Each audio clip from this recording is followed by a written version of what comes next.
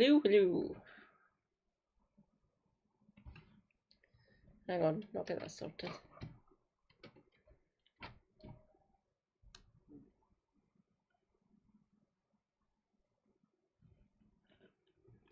I am here.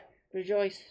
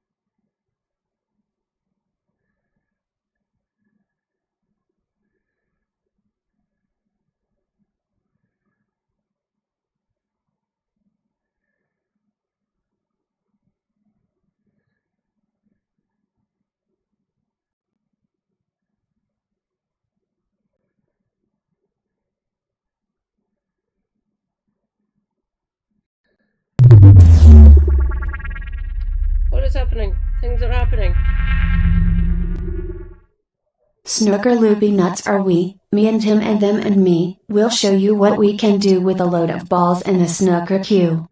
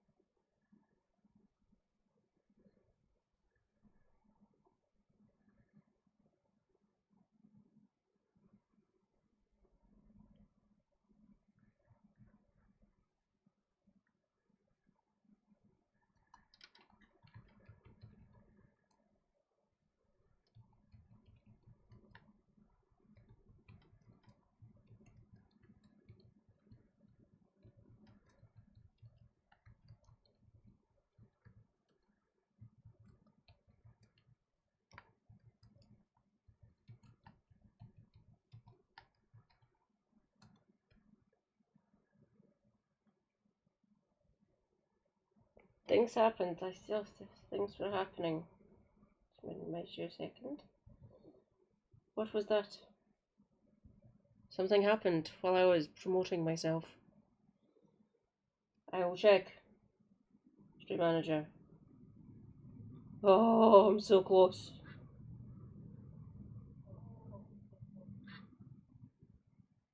Things happened. What happened? Oh, rejoice! Jim Speak has been subbed for 2 months. He's a rock star. Praise be Jim Speak.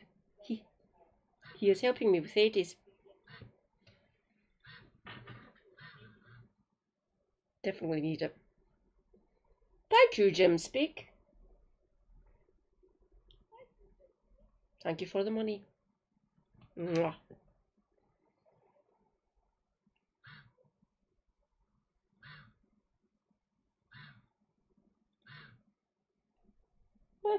No one here yet.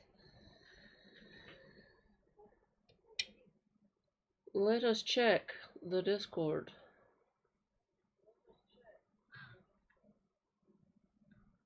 Oh, fuck's sake.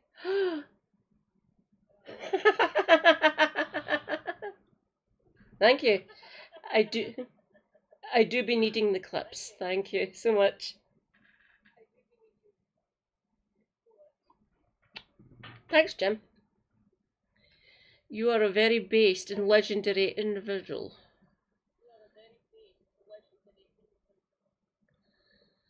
Let's see. Fuck it, let's see what's in far right wankery.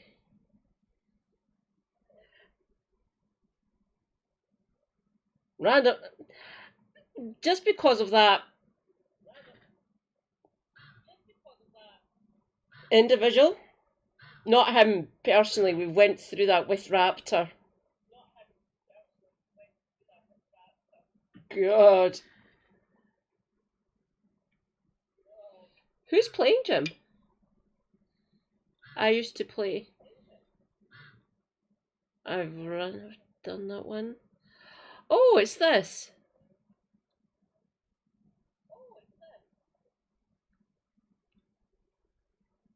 Do you want to light this up to make changes?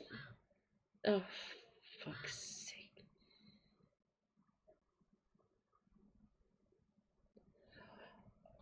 Oh, I only need to.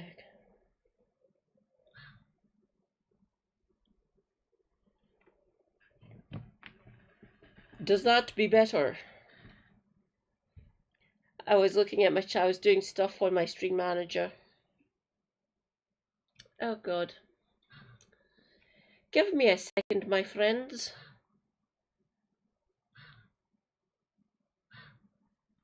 God damn it, just give me the oh,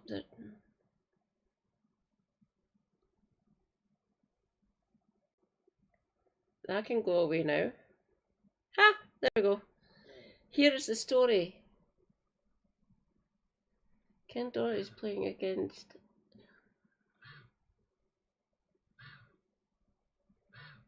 Oh, is it Ken? I do like Ken. Obviously, solidarity with Stephen Hendry. Fun fact: my mother, the now retired midwife, delivered all of Stephen Hendry's children because he lived in the catchment area for Perth Royal Infirmary. So my mum delivered his children. It's always weirded me out, but she was an excellent midwife. No, I'm not kidding. I have met him and his wife and his kids. Here in Glasgow, oddly enough, in fact. Rejoice, comrades, Sozzled Snake has arrived. Hi, Sozzled. Yeah. I've played a game of pool with Stephen Hendry in Perth. Oh yeah, oh he's a gentleman. Obviously ruthless when he's playing. Well, not well. The kind of ruthlessness you get in snooker, really. But yeah, he's nice. Well, it was nice then. I don't know what he's like now. He's only a few years old. Hang on. Give me a minute. I will use the symbols to check. Wrong way. Christ, I need charged. Nope, you're refusing to work for me. Christ's sake. How old is Stephen Hendry?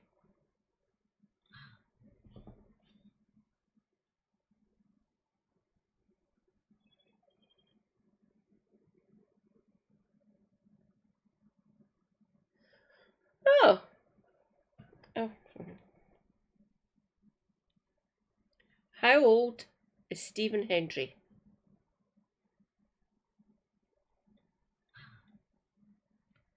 God damn it. How old is Stephen Hendry? Thank you. Oh, he's 10 years older than me. Oh, he's a decade older than me. So when I was playing him, he would have been, when I was just playing a game of pool with him, he would have been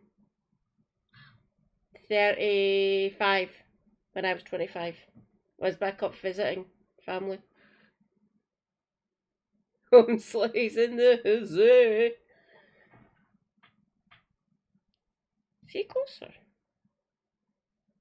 Oh my god. Rocket Ronnie's only 4 years older than me. Wow. How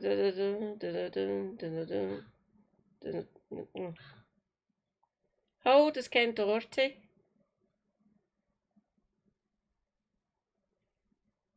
55. Oh, his birthday's next month. Well, happy birthday for next month, Ken Doherty. He's going to be 56.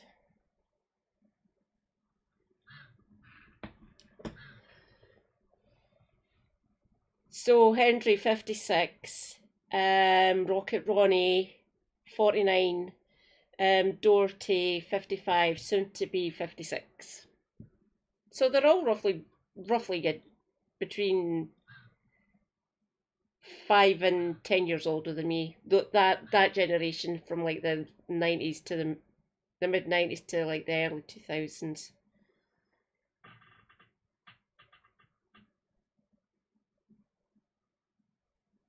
Oh yeah, yeah.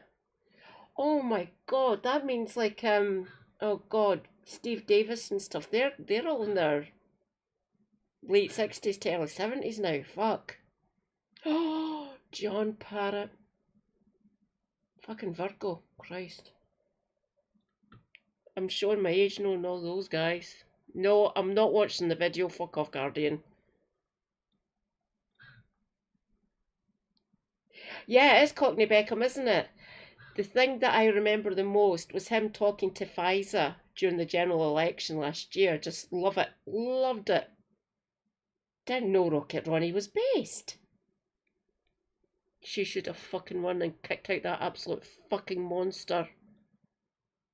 Thanks, Starmer, subjecting us to more IDS.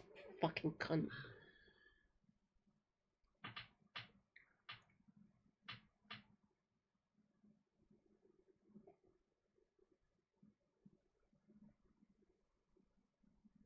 Are they all commentating? I'm not surprised, really. They've got to do something, I guess. Why not just sit back and relax, Steve? Seriously. Christ's sake. Oh, for 474, seriously. Are we living in a fascist country?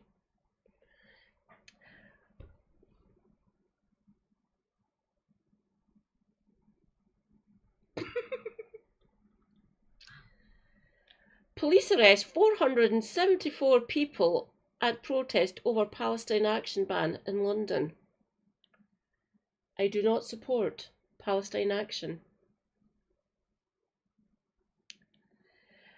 Number of arrests was highest recorded in relation to a single operation in at least the past decade, according to the Met.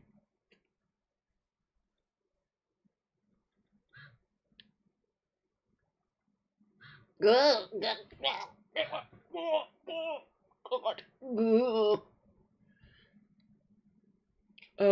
God, I'm not even pronouncing the first journalist's name. Gigsoiler? Donna Ferguson's easier, obviously. More than 450 people have been arrested in central London at the largest demonstration relating to Palestine action since the group was proscribed as a terrorist organisation. It's not a terrorist organisation, but anyway. On Saturday night, the Metropolitan Police said Parliament Square and Whitehall are clear. As of 9 p.m, 466 people had been arrested for showing support for Palestine action.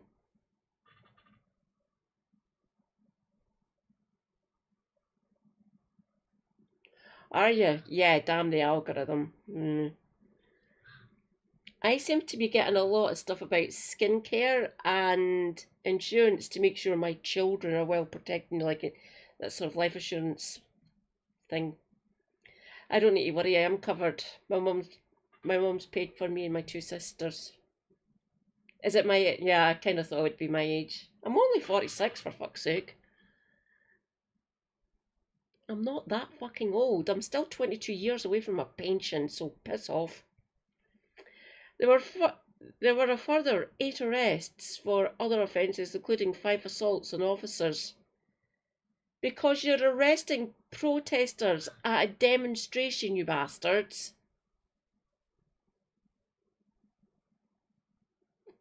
One of the more calculable data sets, yeah.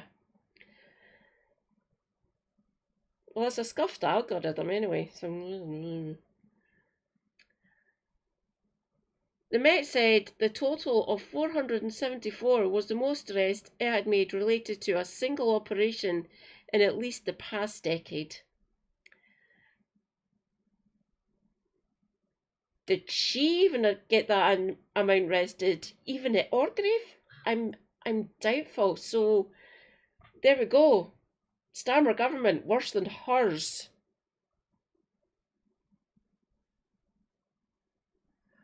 Oh, sozzled.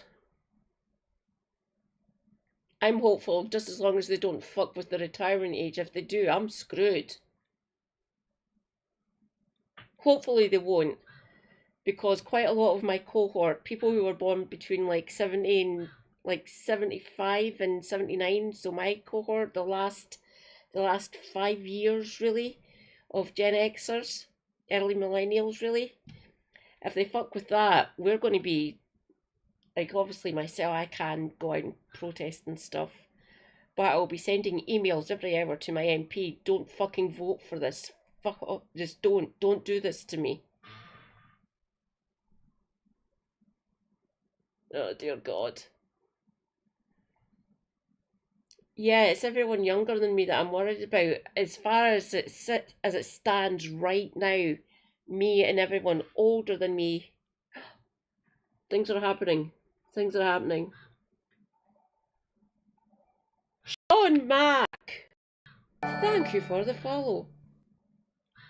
I am Madcat79 Scotty Eye. So is my mum. She had to work 5 more years. Actually, she got fucked. Tory bastards. Before the planned event in the capital, the Met said it had drawn officers from other forces. Brilliant, bring in more bastards. To help form a significant policing presence. It was anticipated the event would result in large numbers of people being detained. So, Crow?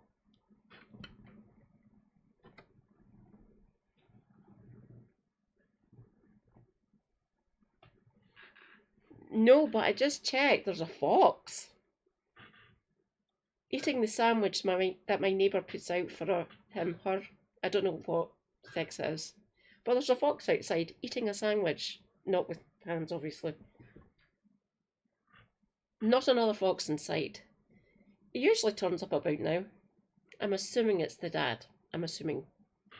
Because they're the ones that go out, and if there's newborn foxes, it's usually the dad that goes out and finds forages, blah blah blah, whatever foxes do to get their food. So my neighbour next door, well, across the close from me, she puts out a sandwich for them.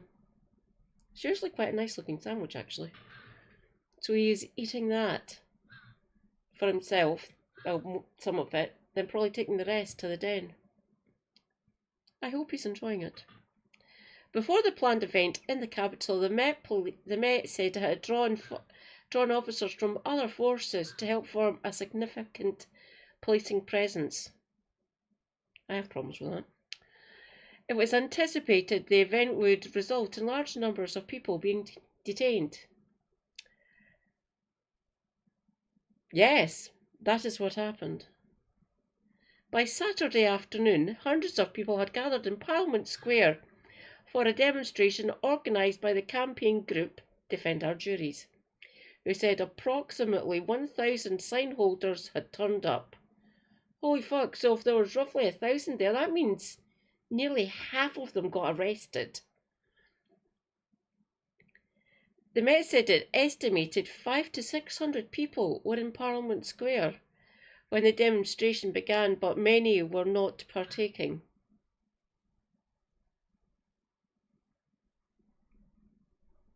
You want now?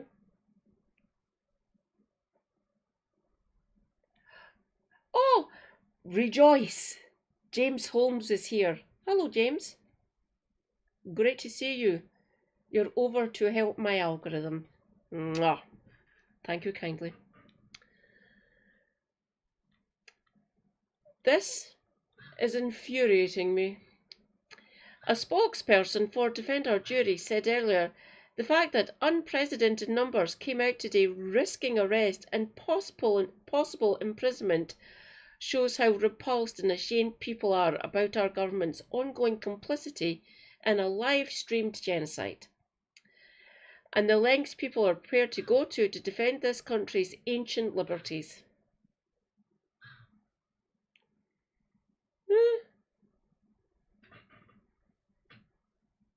Wow.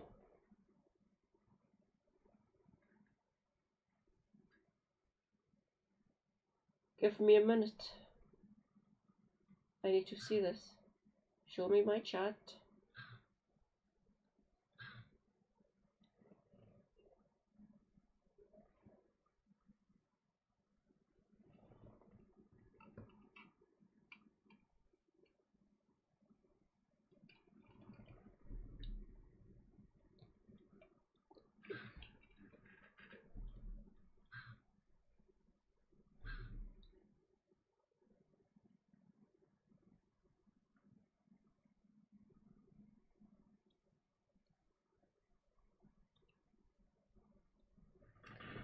There we go.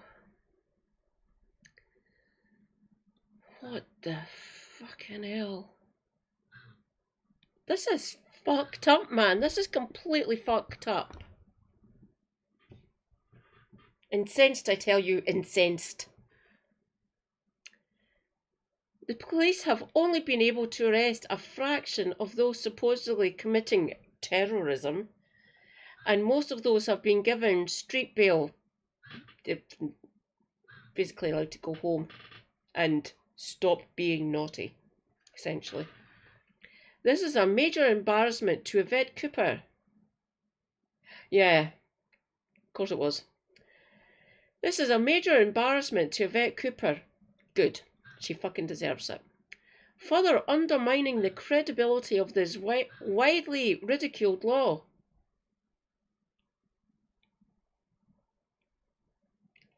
If the courts say they have to unarrest them, they have to, or it's called de-arrest.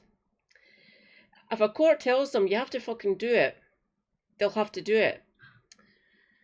But the legislation around this isn't quite set yet because Yvette Cooper is a bit busy, I think. Good. Yes. Yes.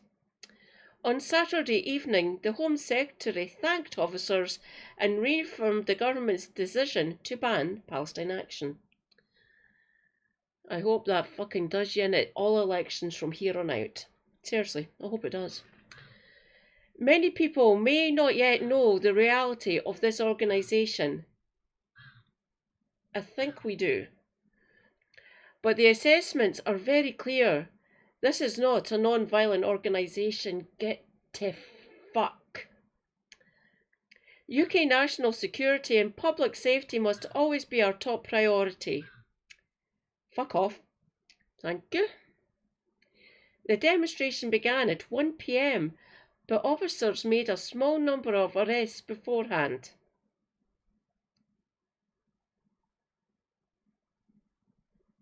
Yep, get to fuck, will you? The demonstration began at 1 p.m, but officers made a small number of arrests beforehand. Soon after, officers began arresting people outside the Green, holding signs that referenced Palestine Action. One woman, while being dragged away by police, said, "All of you have loved ones. You're arresting the wrong people. Arrested people over there," pointing towards Parliament. Arrested people complicit in the genocide. Based. From 1 p.m. to 2 p.m, demonstrators holding signs that read, "I oppose genocide. I support Palestine Action." I am not saying this. I am just reading the story. Yes, you are right. "We're silent. It's all very sedate, peaceful and moving," said Susan Broom, who clapped and cheered for those being taken away by police. "I've been following them and saying thank you because I'm too scared." Two women taking... I'm noticing a theme here. This article only seems to be mentioning that women are getting arrested. Obviously, arresting anyone for doing this is completely fucked. I have major problems with it. Major problems. Obviously, I've got major problems with this government.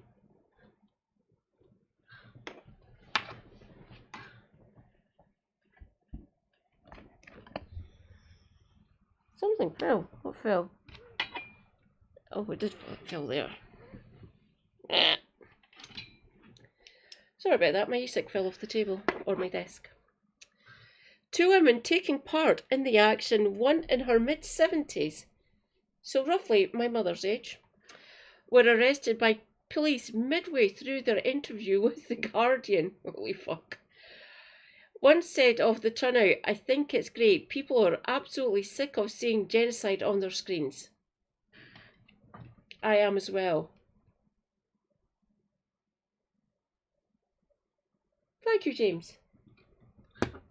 I will jump over to my YouTube chat.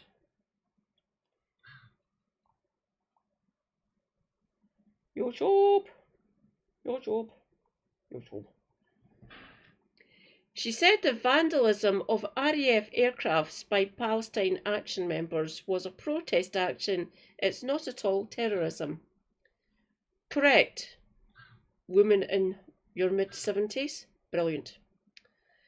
Those planes are the terrorists. They are going over and shooting and killing children. Yeah, mid-interview. Delightful.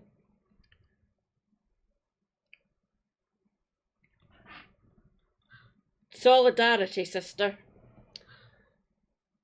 Zoe, one of those taking part in the demonstration, said, "I, along with hundreds of ordinary people, have had enough of our government's collusion in genocide." Thank you, Zoe. Same here. You can hear the claps, and it's got like a family-friendly environment here.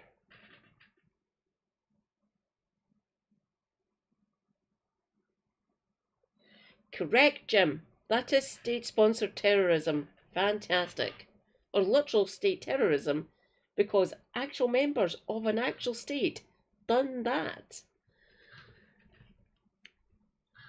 You can hear the claps, and it's got like a family-friendly environment here. You've seen it with your own eyes. Correct. Yes, we have. It's completely peaceful, and there is nothing vaguely terrorist right now. Also correct and based. We're just being ordinary, peaceful people saying we oppose genocide. Good. I stand with yous. Metaphorically. She wore a large patch with words, "Jews against Oh, right, so she's an anti-Zionist, so she's a self-hating Jew, apparently. She said, "I wear it clearly and with pride to make sure that other people recognise that there are many, many Jews who do not support genocide of any nature. Based.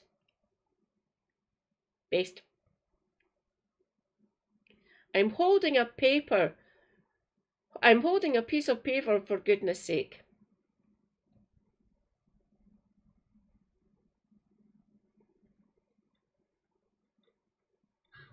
Yeah, I have been hearing that. I'm holding a piece of paper, for goodness sake. That's not a terrorist act. Correct. A terrorist act is intentionally starving 2 million people. Based and correct. She said, I don't want to say to Palestinians, I'm so sorry it's come to this. I wish we could do more, but we're trying our best. You can email your MP, especially if they're Labour. Officers searched the bags of those arrested in one backpack handled with blue forensic gloves. Legal requirement, by the way. They uncovered some milk, some bread, a milk carton filled with water. Robert Del Naja. Oh, Del Naja from Massive Attack. Bloody hell. Joined the sign holders and said, UK civil liberties are trapped in a manufactured crisis. Well said. Peaceful citizens of conscience, including pensioners, have become terrorists at the will of a human rights lawyer turned authoritarian who now lunges at opinions that expose the moral vacuum of his unrecognisable government.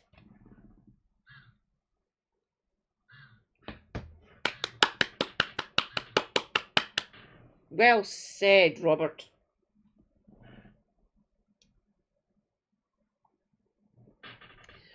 Some of those arrested were publicly processed on the street outside Scotland Yard, near the main demonstration where crowds gathered and shouted, "Shame on you," at the police.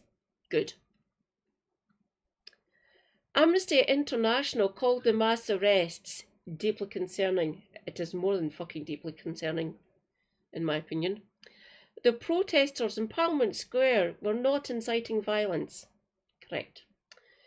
And it is entirely disproportionate to the point of absurdity. Correct. To be treating them as terrorists, said Sasha Deshmukh, the organisation's chief executive.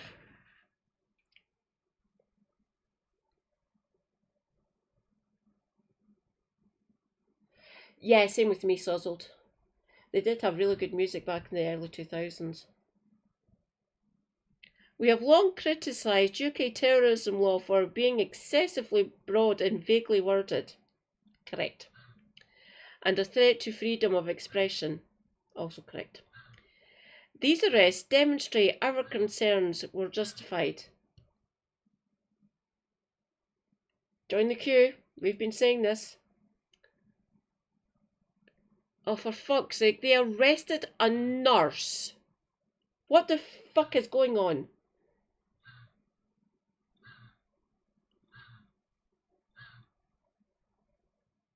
Oh, for fuck's sake. They are arresting the wrong people. Arrest those fucking racist bastards then. Before the protest, a Home Office spokesperson said, Yvette, you fucking coward. The Home Secretary has been clear that the proscription of Palestine action is not about Palestine. Yeah, what now? First cunts, not ants. Correct. I agree, Jim. Thank you. Nor does it affect the freedom to protest on Palestinian rights. Yeah. It only applies to the Pacific and narrow organisation whose activities do not reflect or represent the thousands of people across the country who continue to exercise their fundamental rights to protest. That is BS. This is evidence that is utter bollocks. Who continue to exercise their fundamental right to protest on different issues. No, You're talking bollocks. Freedom to protest is a cornerstone of our democracy. Why the fuck are you arresting protesters then, Yvette? And we protect it fiercely. No, you're fucking not. You are arresting us. The first 3 people to be charged with supporting the group in England and Wales were named on Thursday. Jeremy Shipham, 71, Judith Murray, 71, and Fiona McLean, 53. So basically grandparents. Definitely parents, I would assume. Well, at that age, if they've got kids, they've definitely got grandchildren. Have been charged with displaying an article in a public place, arousing reasonable suspicion. What the fuck is that? That is far too fucking vague.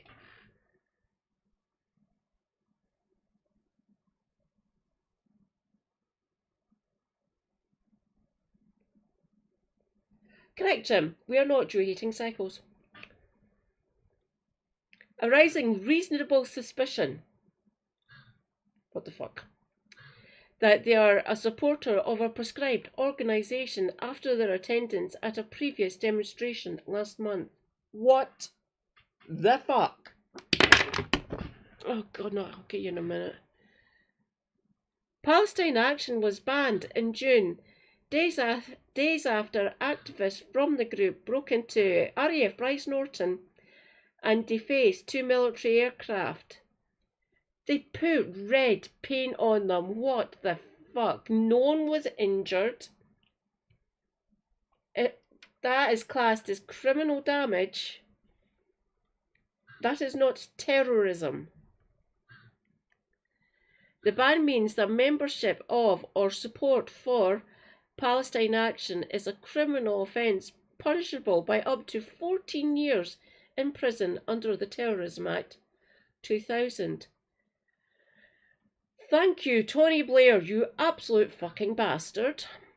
In a separate development, the government announced on Saturday it would send an additional 8.5 million aid to Gaza via a UN agency, a day after Keir Starmer said Israel's expansion plans were wrong and will bring only more bloodshed. So do something about it. Stop fucking supporting Israel. Ah!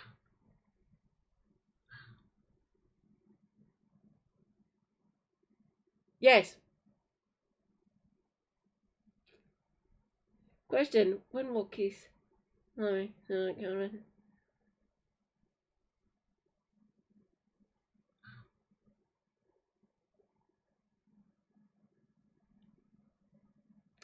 I'd love to see it happen, Jim. Seriously, I would. Woo! Oh, I like them. James, if you're still here, I like those emotes on YouTube. They look awesome. They are really good. Thank you.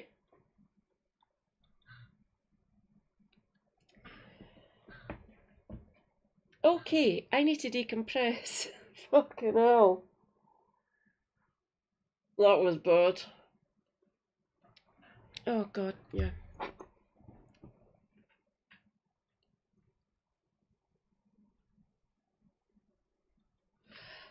Same with me, Sozzled. Up there, sir. I will be back momentarily, comrades. I will not be long. 1 minute or 2.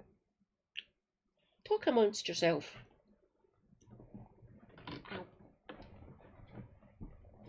Ah, stupid knees.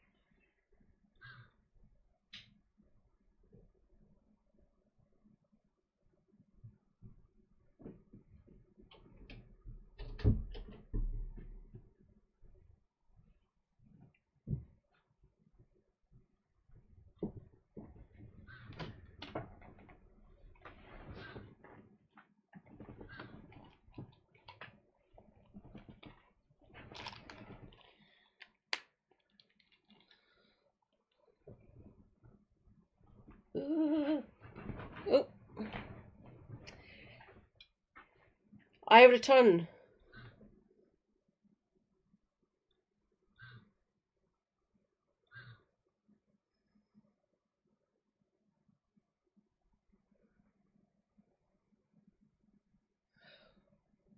Good night, Sozold. Thank you for coming. Always a pleasure.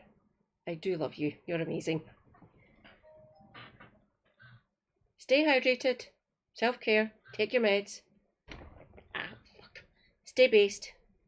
Good night. Catch you later. Okay, that was fucked. Thank you, Guardian. Good story. Whew. Oi.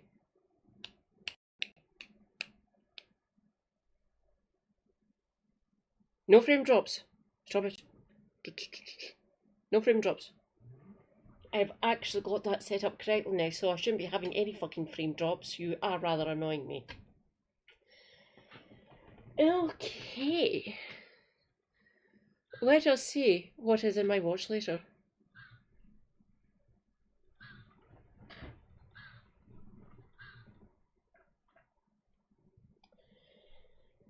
Right, so I don't keep on losing you, you can sit there. That's still going.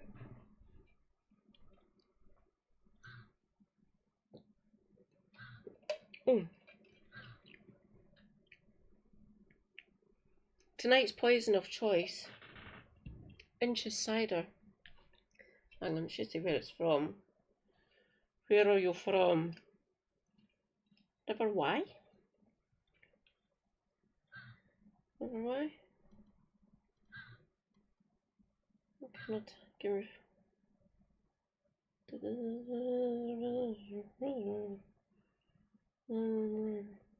Damn it. Oh, there it's at the top. Oh, the Y's in Hereford. Okay.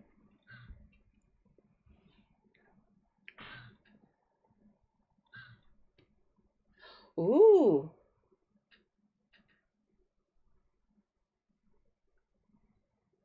Where are we? There she's there. It is 11 minutes. I will wait for Mr. Speak to come back.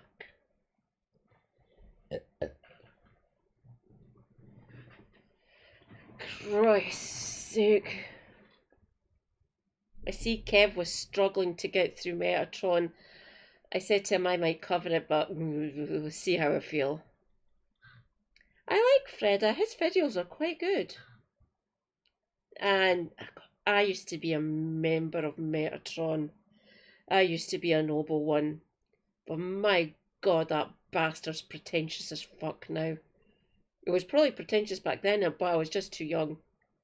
Or just too busy dealing with other shit in my life to actually realise what he was actually like. But because now I'm on an even set and an even keel, mostly. Jim Speak returns. Jim, do you think... Oh, well, I've got to get out. She says I can borrow her stuff. And I would like to see this.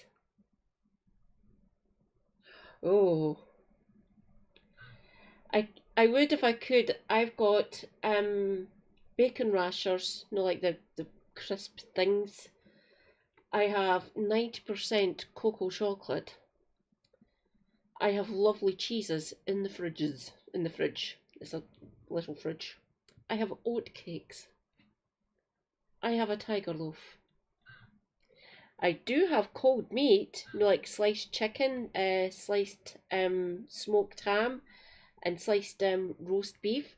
But we are having a salad tomorrow, well today technically, for dinner. And we are making croutons, self-made croutons, herb flavour, with honey mustard dressing. It'll be delicious. Super Hubby is going to show me how to make croutons. Like herbs and oil and cook them in oven or in air fryer. Christ. Right. Shall we? I am borrowing, Helena. I will put in your into the comments. I did watch that section. I might. Oh, we can maybe show that again to Boost Cog or Ben. So we have his actual name. I'm still going to call him Cog because obviously Antifa Cog just fucking rules. That is one of the best names I've ever heard. Mine's is Tame, obviously, because I am mad. I am cat. I was born in 1979 and Scotty Irish tribe that moved to Scotland about a millennium ago, roughly. Take it away, Helena. Oh, oh God, no. Pause. Go back.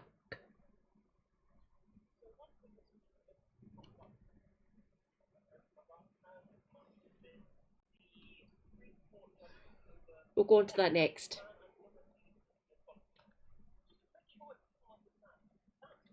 Oh.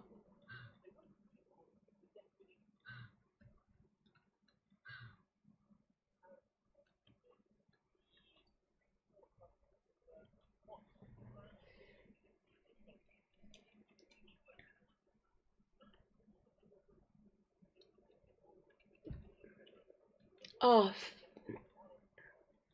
Christ's sake. I know where I've went wrong. Give me a minute. Sorry about that, Jim. I'm... Sound. Speakers. Much better.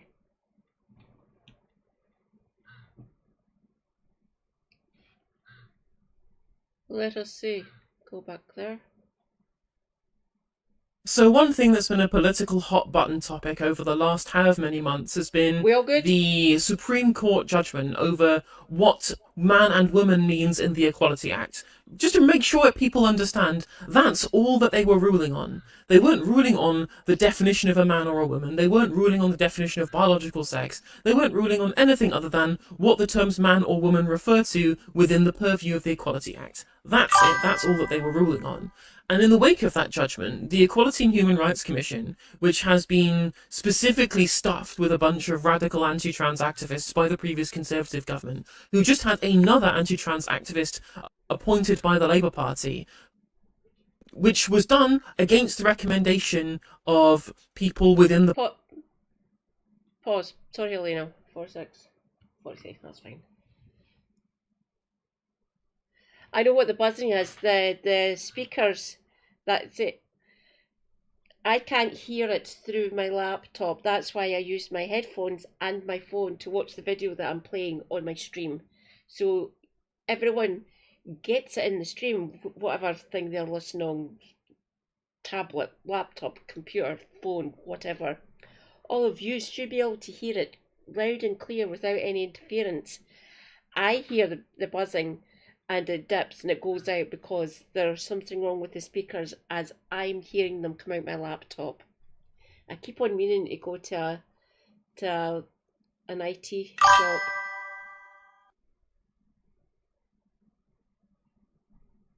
Ah! I was fixing the audio on that. I've balanced it a bit better. So it should be coming through loud and clear. Ah, right. Pause that a second. Go to my stream. Da, da, da, da.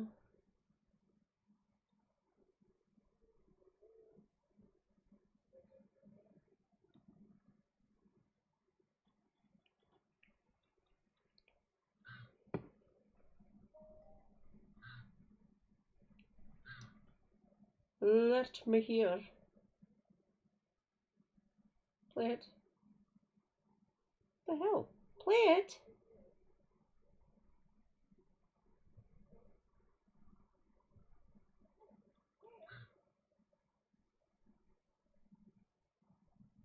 Play. Play it. God damn you.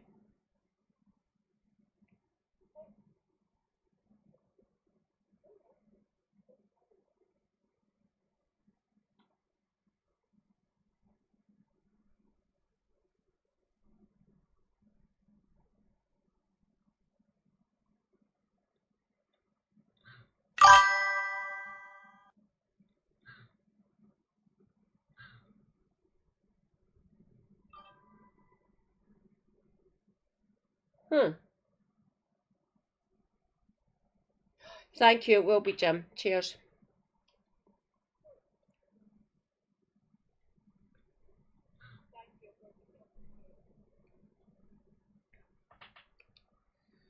Do. I keep on meaning to make a club channel for myself. Put it wherever. General's probably most easiest. Usually is anyway. Let me see. General?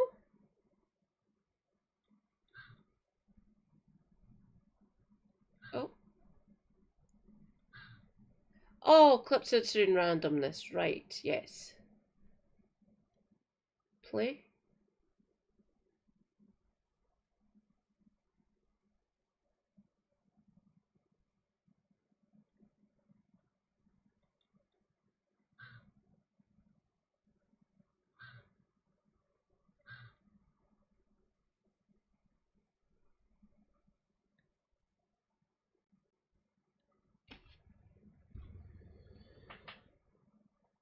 If you can still hear me, I will be back momentarily. Come on.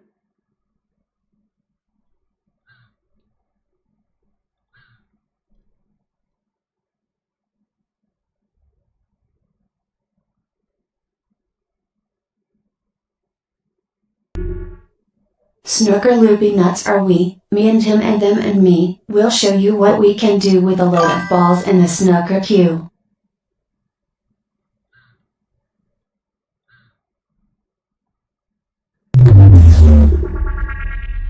What is happening? Things are happening. Snooker Loopy nuts are we, me and him.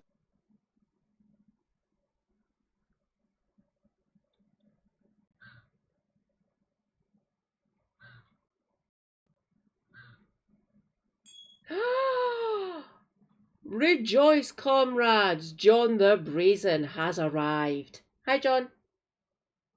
Great to see you, comrade. We are covering something that Helena done earlier on.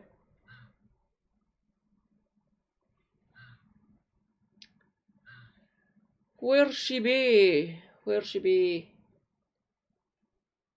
Cool. Cool. Oh, there's her.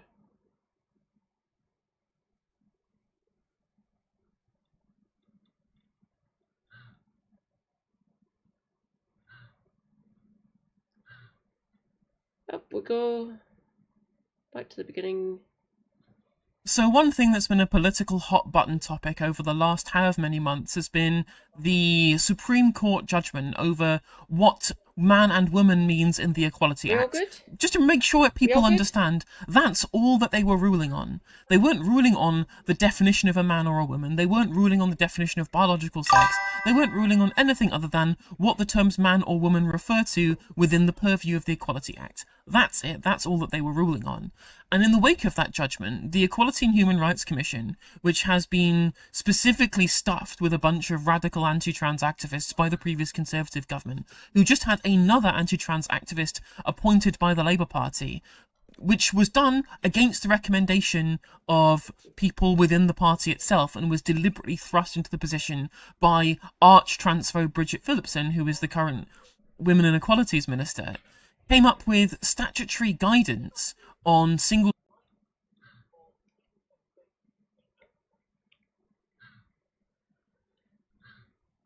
I'll see if I can get my main mod, an editor, Shanna, to help me when she's free.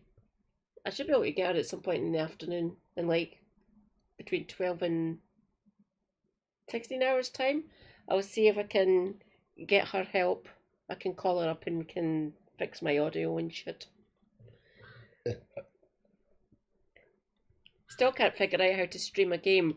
One of the games I do want to play with crowd control in it, I can't because I need another monitor. Don't have another monitor yet, unfortunately. So I would move my stream over to that monitor and play the game on this, on my laptop. Same with me. Where are you, Jim? I am currently in the Lowlands. I am based in Netherlands. Oh, God. I'm sorry, my dude. That is rather annoying. Rejoice, comrades. Elron Hubbard has arrived. Hi, Elron. Great to see you. It would make it so much easier, and the game that I want to play is called King of the Castle because it looks fucking amazing. I have played it. I have destroyed Raptor. Yep. Did you see 474 people got arrested today? Delightful. Just for protesting. What fucking cursed timeline are we living in? Carry on, Helena, darling. Sex spaces that came out of that Supreme Court ruling, which is completely outside of the purview of the judgment because it's completely outside the purview of the Equalities Act. But regardless, they have done so. There was going to be a big consultation which is supposed to last a number of weeks and was much shorter than people expected it to be in terms of responding to potential statutory guidance in the wake of the Supreme Court ruling. And this time period is now up. And we have some unfortunate news, which is that there has been no changing in the EHRC's position on this, because of course it was going to be. It's been deliberately manufactured to be in this position by continual anti-trans activists positioning it in this space, who have been people like Kemi Badenoch, people like Bridget Phillipson, people like Liz Truss, who wanted to make sure that it was stacked in favour of the anti-trans ideologues in government. And what they're coming out with is statutory guidance to say that trans women should be banned from single-sex spaces.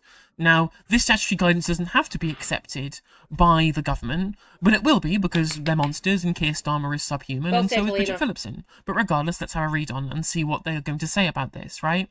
This will going to be affecting things like schools, hospitals, leisure centres. It's going to be about things such as changing rooms and toilets. Anywhere that could potentially be treated as a single-sex space or is named as a single-sex space could be affected if the government accepts this statutory guidance. Schools, hospitals, leisure centres and cinemas will be told to ban trans women from using single-sex spaces, including lavatories and changing rooms, under Equalities guidance to be submitted to ministers this month. The EHRC is understood to have rejected demands from campaigners to water down rules that would restrict the ability of trans people to access services of their chosen gender. And it's important to understand that it's not just campaigners, it's also internal members of the Labour Party and politicians that have said this too. Now, you could potentially categorise them as campaigners, but there has been broad backlash to this in terms of the fact that most actually young people in this country really do favour trans inclusion. This is mostly driven by kind of the boomer vote at this point. The statutory guidance will spell out that transgender competitors can be excluded from single-sex sporting competitions, and that it would be reasonable for a woman to object to the presence of a transgender woman if she will be getting undressed or in a vulnerable situation.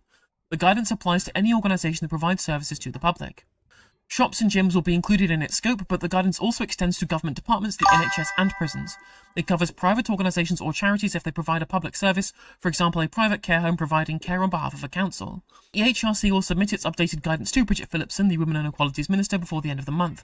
It is believed Phillipson will approve the guidance as long as it is in line with the law. It will then be laid before... Correct, Elron. Correct. How are you doing? I do think about you and how you're coping and stuff. I do love you being here. Oh, everyone here, feel free to reach out to your Auntie Katie. I might be younger than a few of yous, but feel free to reach out. I'm here. I have a shoulder. You can talk to me. A problem shared is a problem halved. I'm here for yous all, because you have given me so much love and support throughout my endeavours to educate the masses. But next year, from my birthday onwards, election. Haha. You might see me lose my shit because election. But it's going to be fun. I done 8 hours last year between the 4th and 5th of July. I literally shot my health. It took me an entire week to recover from doing that 8-hour stream, visiting Kev and Helena, and turn left. Christ, I was knackered. It needed done though. Just to see the Tories get nearly fucked over. Obviously, there's only 121 of the bastards. 124? 121 of the scum left. Hopefully in 2029 they'll get fucking destroyed.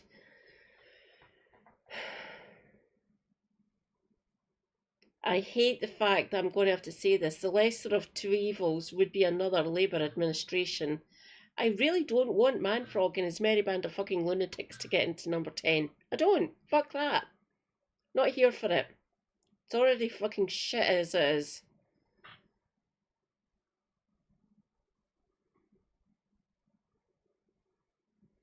Were you, Jim? Me and Super Hubby wrote down on like an, actual writing paper with a carbon behind it. We wrote a little note, our predictions for when it was called, who would win, and by what kind of majority, like just guesswork essentially, in 2023. Round about just before Christmas, so early December 2023. We wrote this down. Folded it in half, put it in an envelope, sealed it, and put it on a bookshelf. See who would get it right. None of us were correct. Super Hubby thought they would call it in January of this year, and I thought it would be roughly around our anniversary, which is late October. No, Richie called it for July because he was fucking panicking.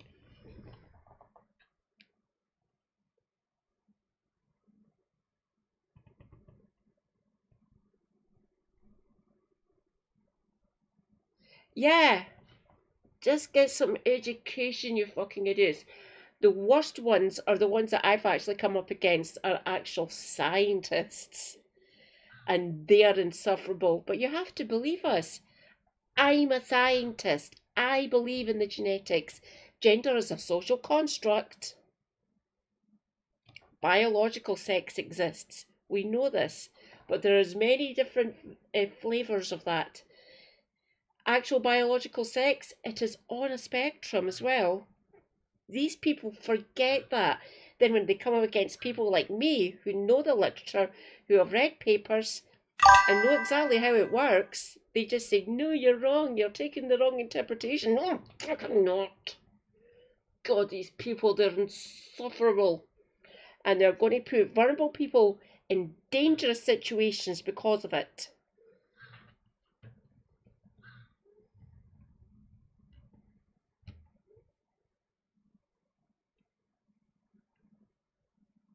Yeah.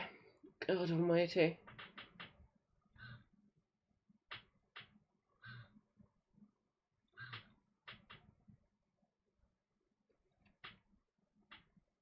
Yes.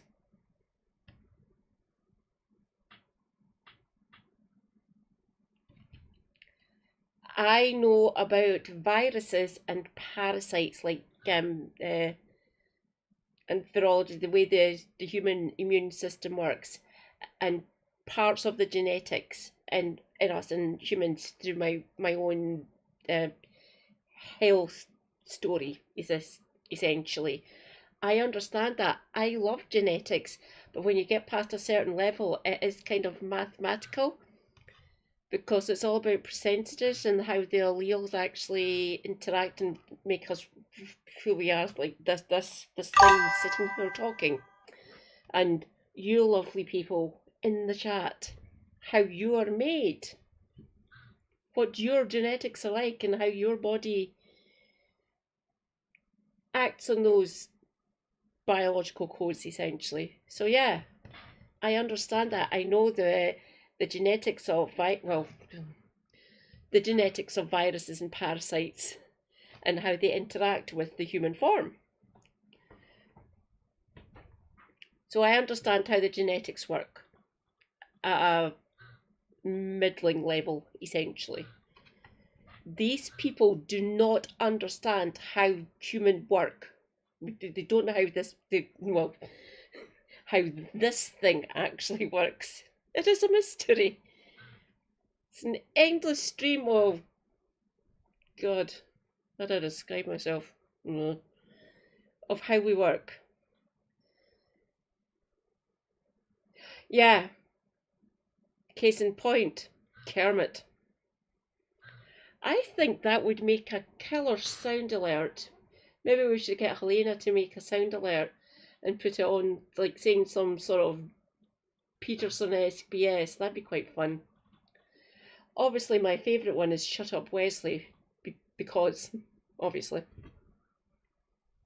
Mind you, living rent-free in his head.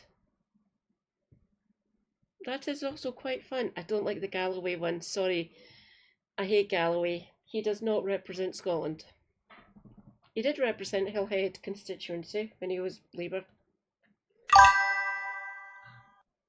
These people do not understand the genetics and the actual biological reality and how the psychology of being transgender. They don't get it. They are scared. Most of them are scared. Most of them are very fearful that they're going to get attacked. No, you're not. You're more in danger from cis white men or cis men. But that's a ban. No, it's not. That is a woman. She is trying on a skirt, or a dress, or a blouse, or a pair of shoes, or a complete outfit. They are not a danger to you. Yeah. Oh yeah, he's an egotistical bastard. There is egotistical bastard Scots. Obviously, I have met them. I'm related to one of them. I do not talk to this person. He still lives in Perth.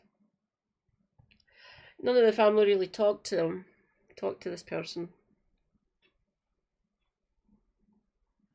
For Parliament. So yeah, this person, this absolute scumbag, this monster here, is going to take what is, quite frankly, really, really stupid statutory guidance for a number of reasons.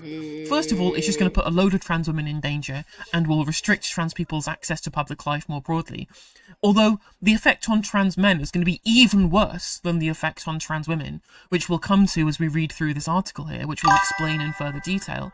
But the way in which they've done it makes it so that trans women use men's facilities and trans men don't get to use anywhere because they're perceived to be women by the ruling because they're treated as being biologically female, quote unquote, and so therefore they should use women's facilities. But as they're transgender men and they have transitioned far enough, they also ban from those spaces too for being what could seem to be unsettling for women in the facility. Correct, right? So trans men get hit even worse by this. Guidance will not radically differ from a draft published when the EHRC launched its consultation after a Supreme Court ruling which said women and sex must be defined in terms of biological sex for the purposes of the Equality Act specifically. Again, very important points being made there. Including some NHS trusts and the civil service have said they are waiting for the guidance before implementing the changes. A source with knowledge of the consultation told the Times the law is the law and the law's not going to change. And again, this is all statutory guidance. It isn't actually a piece of law that's being changed here. There's been a different interpretation of one part of one law, and the EHRC are going beyond their remit to institute statutory guidance, which then the government or the Parliament of the day can then have a say on whether they want to implement that or not. That is not the implementation of the law, right? Transgender campaigners have claimed the changes will breach their human rights and promised to bring legal challenges. Some have questioned whether all 50,000 consultation responses could have been adequately analysed in such a short time frame. It's worth pointing out that there are lots of Article 8 considerations. Well said, Elron. Yeah, John. Obviously, not an Arab. I am a Scot. I am Northern European. I've never been to Western Asia or the Middle East. I haven't been to a majority Arab nation yet.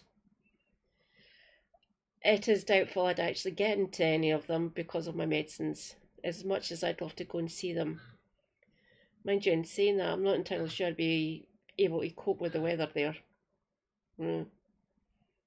Egypt's still on my bucket list, and Super Hubby Wet and Tight, my medicines are allowed into Egypt. But I want to go to Egypt now. Still want to go and see Karnak and Luxor. Still want to go to Alexandria and Cairo.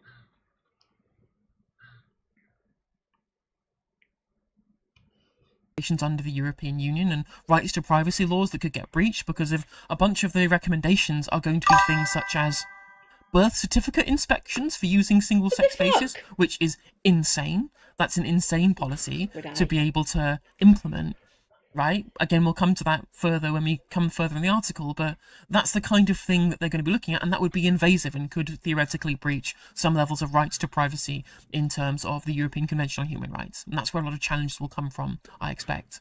What's interesting, when it says that there have been 50,000 consultation responses that couldn't have been adequately analysed, turns out, chat, they used fucking AI. They used AI to just collate the responses and to analyse them. And I don't know about you, chat. I do not trust AI to deal with such a topic with the level of care and attention that it desires, right? Or it's saving time for the civil service. No, what it is cutting corners, chat. The Times understands that the guidance is still being finalised and will not decree that services have to provide single-sex spaces, but that if they do, for example, if a lavatory is intended for women, trans women will be excluded from using it. To allow some of the opposite sex to use the facilities would be very likely to amount to unlawful discrimination. Now, first of all, your sex does kind of change when you go through HRT. Your phenotype changes, your sex characteristics change because of the hormonal changes and because of surgeries, right? So the idea that you stay the opposite sex after transition is just kind of nonsense science, really, because it's far more complex than just gamete potential, as TERFs would try to tell you. But regardless, what this will mean in reality is that most companies, most public services, That's not how gamete potential works, you fucking idiots. Go and ask a geneticist. I urge you. Go and listen to Dr. Adam Rutherford, an actual geneticist, and he will explain how that concept, how that biologically works in this form, in human, okay? It's kind of the same in the great apes, like gorillas, chimps, and bonobos, blah, blah, blah. That's not how that works, you fucking morons.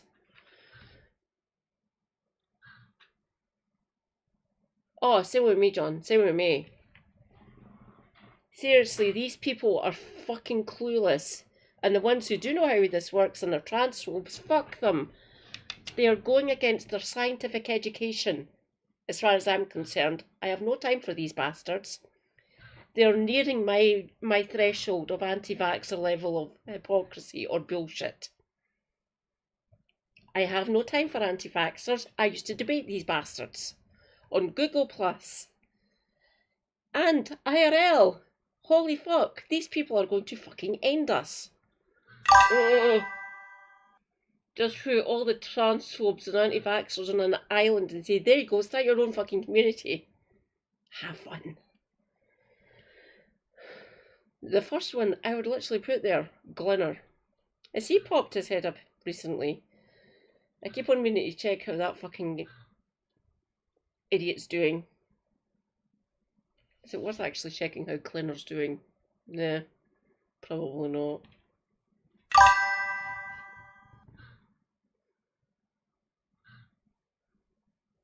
Yeah, he will. That's why I call him Manfrog and his merry band of fucking lunatics. I do not want to see him in number 10. I really don't. At that point, we are all fucked.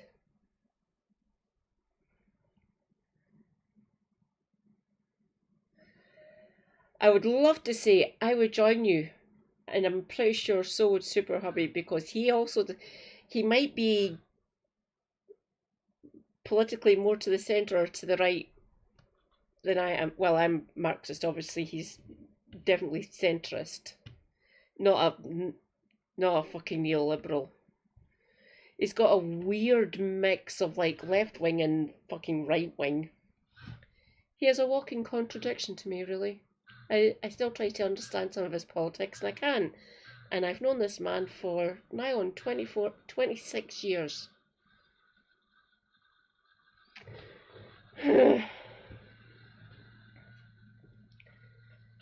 He would try to leave. I think I'd like France. I do like the Nordics, but their weather scares the living F out of me.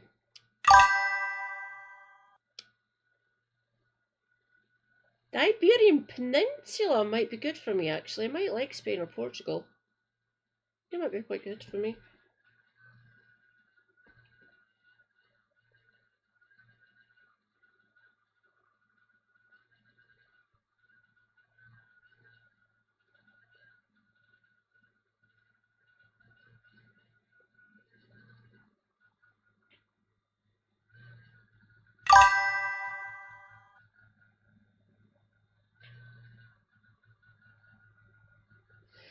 Yeah. Speaking genuinely and honestly now with my own theories about that, how this may actually play out over the next 4 years. Yeah, once your party gets set up and actually, they keep. I watched a video earlier on of all like the GB News, ITV, BBC and stuff, and all those fucking numpties and stuff. Once they get their party conference set up and running, Corbyn said November-ish. We'll wait and see, obviously, see how it goes. Once it gets voted on, the actual name of the party, then it gets registered with the Electoral Commission, and they have a clear set of policies, most of which we know quite a lot. We know what they're going to look like, essentially, which is going to be good. I can't wait to see what their policies are going to be, their policy stances are going to be. That'll be fun. Most of them, I think, are going to be quite good.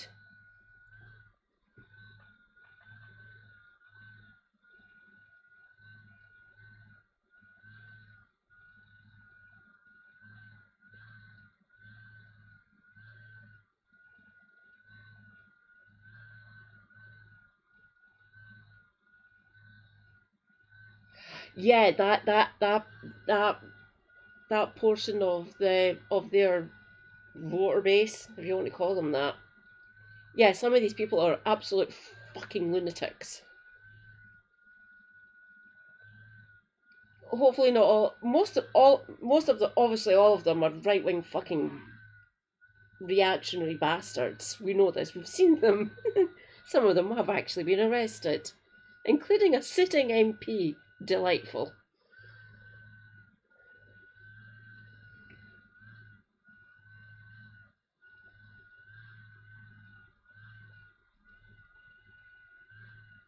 Correct, John, yeah.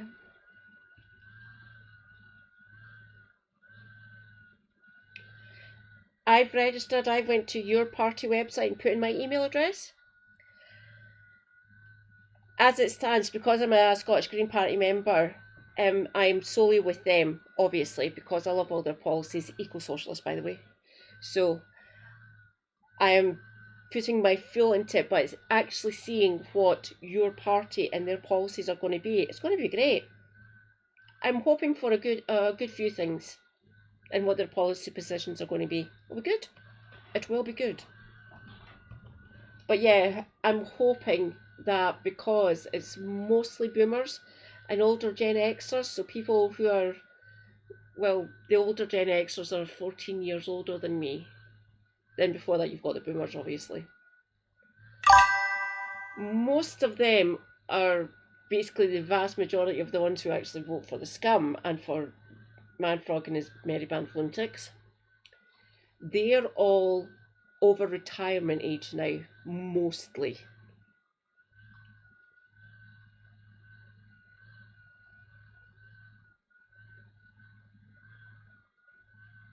Who's your MP, Jim? If you want to check mine's out, they work for you. Just type in Maureen Burke. That is my MP. I don't like her. She's voted for policies that have been brought forward. She's went for them. And if she says, oh, I'm just keeping to the party line, the whip, fuck off. You're not there for the party, you're there to represent us. We don't like most of these fucking policies. You're meant to help us, not stick to whatever fucking Morgan McSweeney dictates to you all.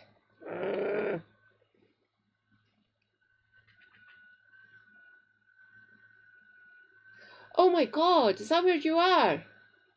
I know who you're talking about. I've forgotten her name as well. Jenny something something, right.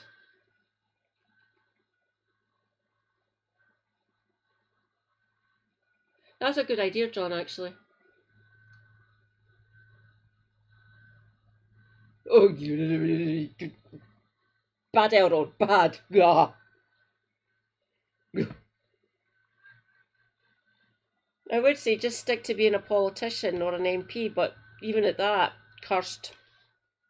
I'm glad she got voted out. areas will not want to have to deal with policing bathrooms, which is what this is calling for. All of this talk from the TERFs of we need to protect single-sex spaces, all this will lead to, this thing that they've been campaigning for, is the removal of single-sex spaces, because they will just turn them into unisex areas so they don't have to police them anymore.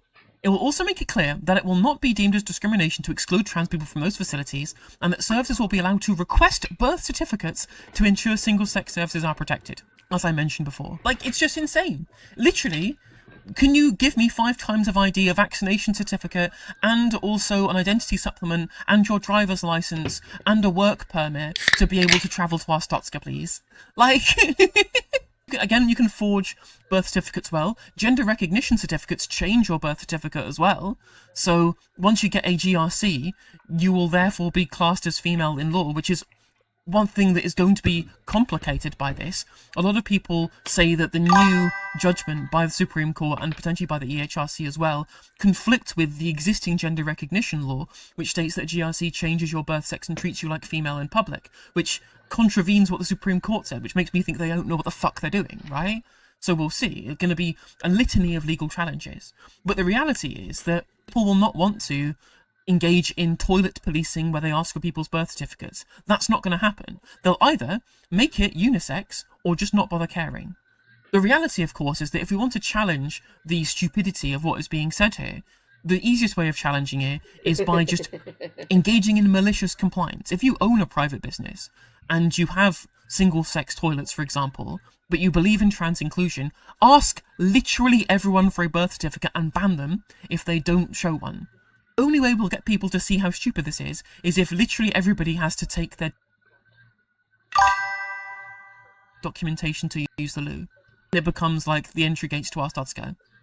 That's the way that you show how stupid this is, because everyone will just get angry at being, first of all, assumed they might be transgender, because people get very angry when you... Pause. Please pause. Yeah. Come on, I'm pretty sure after playing hours upon hours upon hours of Magic the Gathering, Helena knows some moves. And seriously, why would you? Look at her. Just let her pee in peace, for crying out loud. Or just go in to wash up her hands, fix her makeup or whatever. Brush her hair, just what? Women use the toilets for things other than actually going to relieve themselves. We go in there to fix our hair. Maybe change our makeup a little bit. Maybe put on a little bit of sparkle. Take off the rings if our fingers are swollen up, because mine's usually do.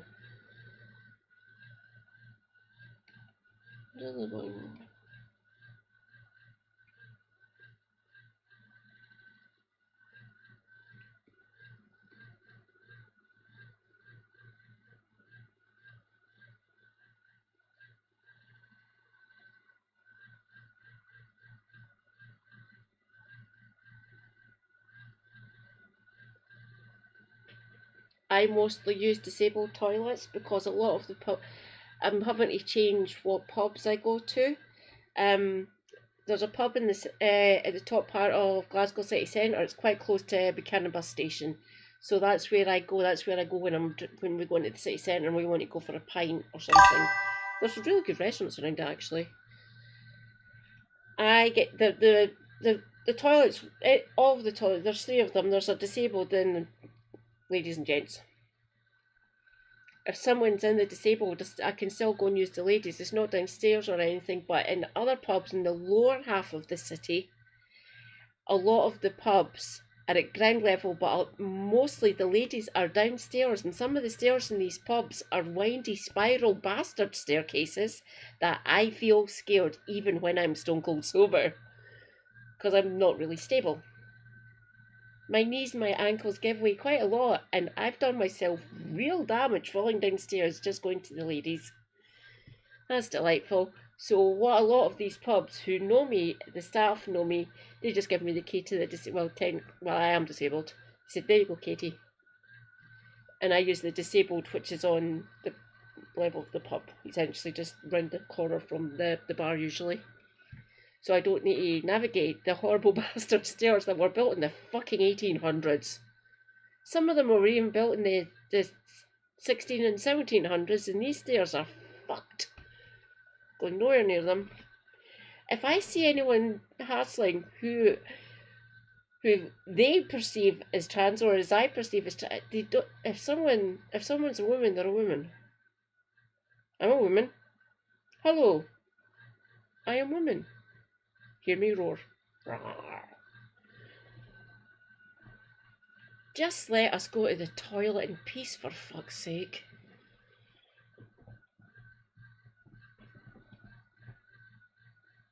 It's the butcher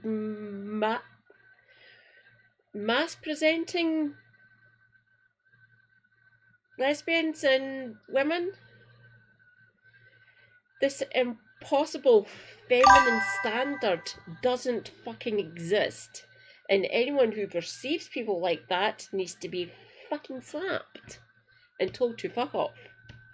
Obviously, no violence. Please, no violence. Just tell them to fuck off. No, I just want to go and use the toilet, for crying out loud. I've had a few pints and I need to relieve myself. Just go away and leave me alone. And I am not taking my birth certificate with me. Christ, these people. Rude Joy's comrades, Reza Lindsay, has arrived. Hi, Reza. How goes it? I've been waiting for you to come back.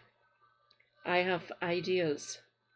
I might pull you into a Discord chat at some point during the day, obviously. Not this late at night.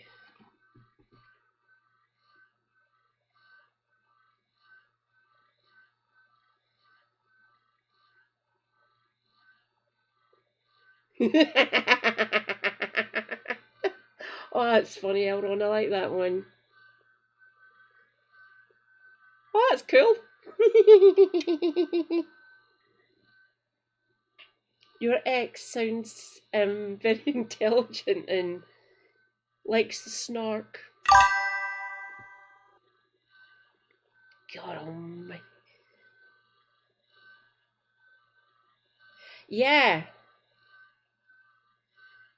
I haven't came up against any transphobic AMAB or transphobic men. Obviously, we've all seen how Glenor has basically descended. But I've never actually met Graham Linehan. My stepdad has. I asked him, what is he like? Kinda odd. And he said, comedic genius back in the day. When? Don't get me wrong, I like the IT crowd and I like Father Ted. I'm outdated now. I still kind of like it. Says more about me, really, doesn't it? Oh, dear God. These people. Jim, I feel for you. I really do.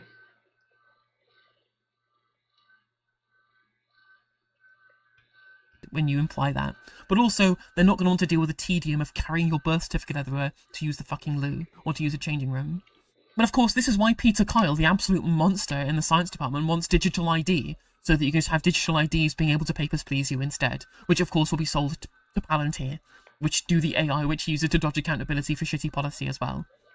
A legitimate aim for excluding a trans person from a separate or single-sex service for their own biological sex might be to prevent alarm or distress for other service users. A transgender man might be excluded from the women-only service if the service provider decides that, because he presents as a man, other service users could reasonably object to his presence, and it is a proportionate means of achieving a legitimate aim to exclude him. So again, what they are saying here is that you will exclude trans women from women's spaces, and will exclude trans men from men's spaces as well. So as I said, trans men get the worst of this as they get excluded from everywhere and they have to use the toilet at home. The guidance will also say that services will need to consider whether there is a suitable alternative for trans people to use. It will say that in the case of areas that are necessary for everyone, such as lavatories, it will not be proportionate to leave a trans person with no facilities. So literally they are saying, build a third toilet or make all of your toilets unisex, which of course will mean everyone's going to make their toilets unisex, meaning we won't get single-sex spaces anymore. You got a licence for that toilet? You got a licence for that?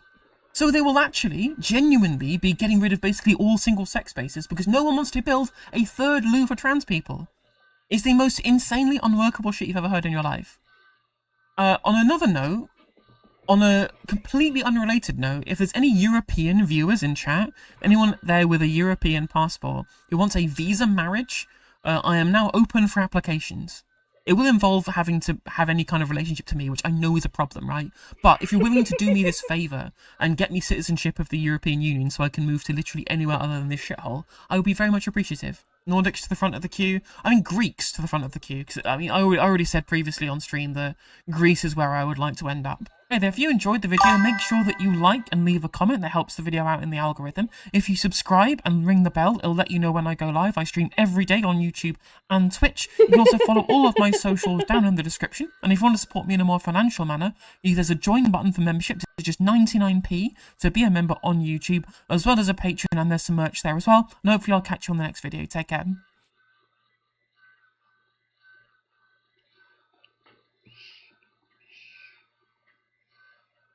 I want to tell her myself, but if you get to her before I do, Helena and Vogel. I wonder if she'd like Austria.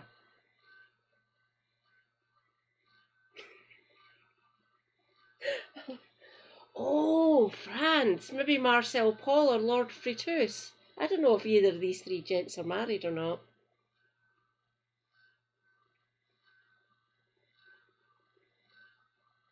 Helena and Vogel. Ooh. Oh no, no, right, it's engaged. Pass.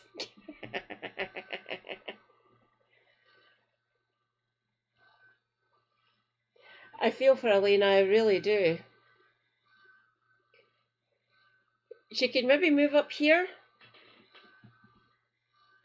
I could support her. Holy fuck, so he does. Helena and Kev?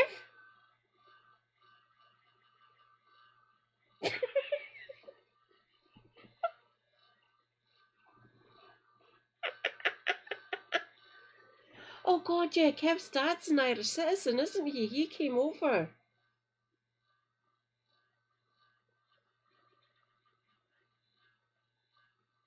Is Brock still quite good?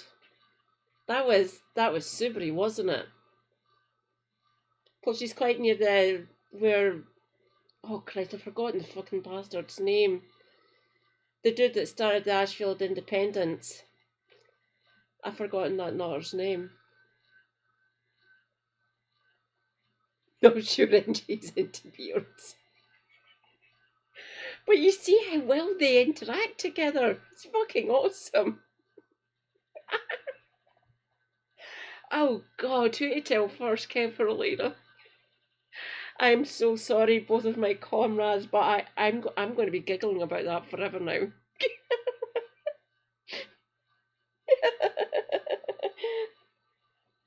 If you're here, Helena, I really am quite sorry. I do love you, honestly.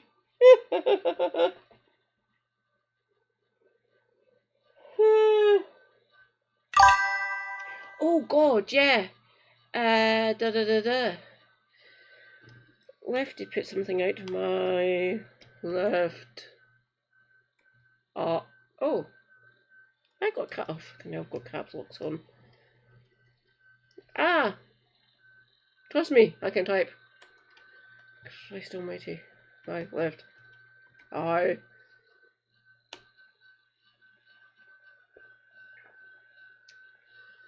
My left eye.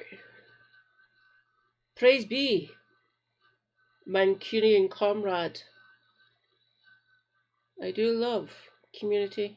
Oh, it'll be in posts, won't it? Posts. There, it's there.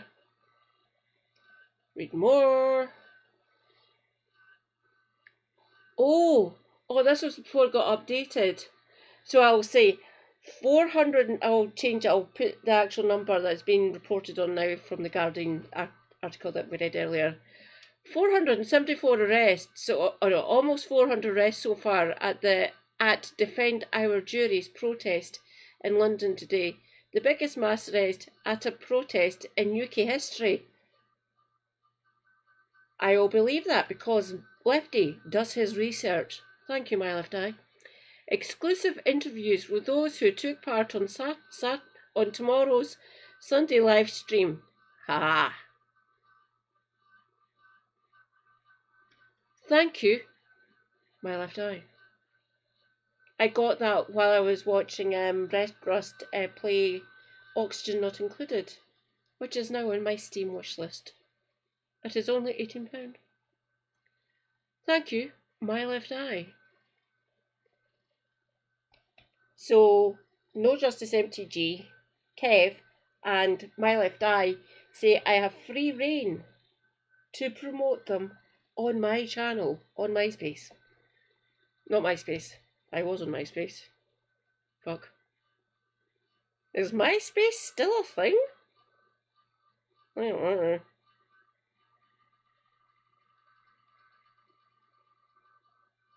Yeah, but my mind goes into weird places, John. Is there anyone Greek in the community? Does it? What year is it? Yeah, exactly. What fucking year is this? I can't tell. We seem to be regressing. Has anyone got anything that they don't want me to cut? Fuck it. Fuck it. Fuck it. Fuck it.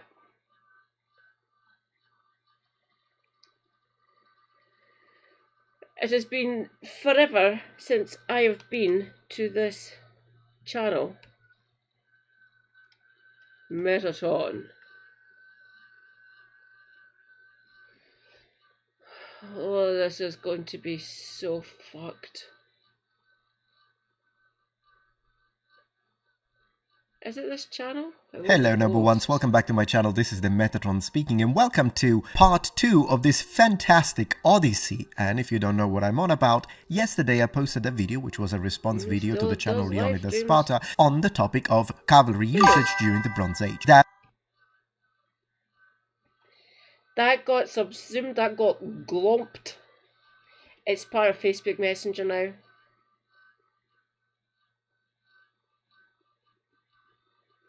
Yeah, Discord's better. I like DMs, and obviously we've got Whisper on Twitch.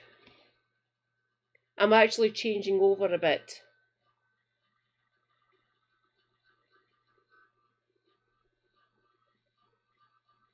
Hmm. 15 minutes. Oh God. This YouTube. You're a YouTuber as well, Metatron, you fucking wank.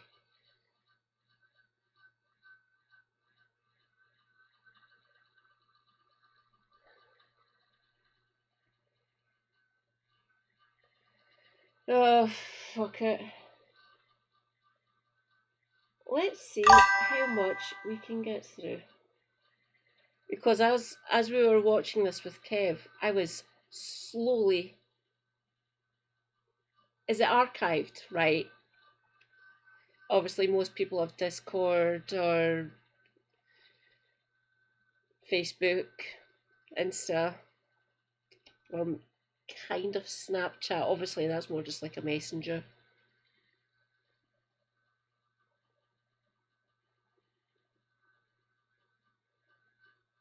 Oh no, I still do. I've always sounded like this. Honestly, I haven't changed. I've been like this for the last sort of 20 plus years. I've not really changed. Physically, I've changed, obviously. Oh, I've lost weight. I'm down under 15 stone, by the way, comrades. Doing well. My ideal weight, according to a debunked BMI chart, I'm meant to be 9.5 stone. Stop being ridiculous. My ideal weight is between 13 and 13.5. So I'm roughly a stone off away from where I'm meant to be.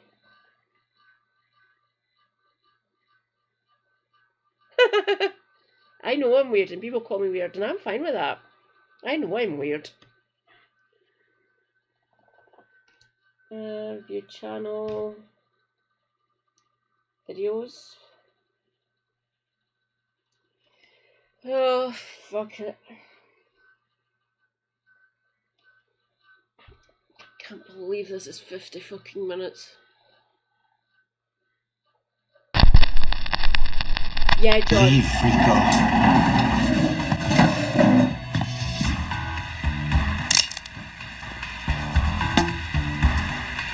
Take your shot, fun boy.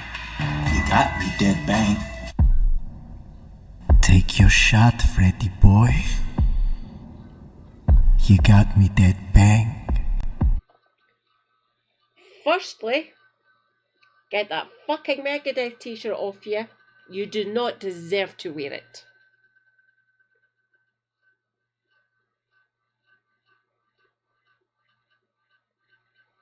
It's always been weird, Jim.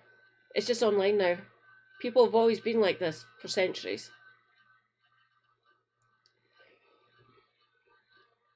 Take that Megadeth t-shirt off. My God, it's been ages since I've listened to Megadeth.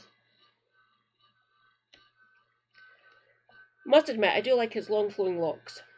I used to have hair that length.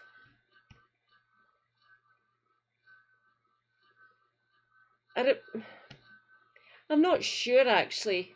Like I say, full disclosure, I used to be a member. I used to be a Noble One. Fucking years ago now. Over a decade.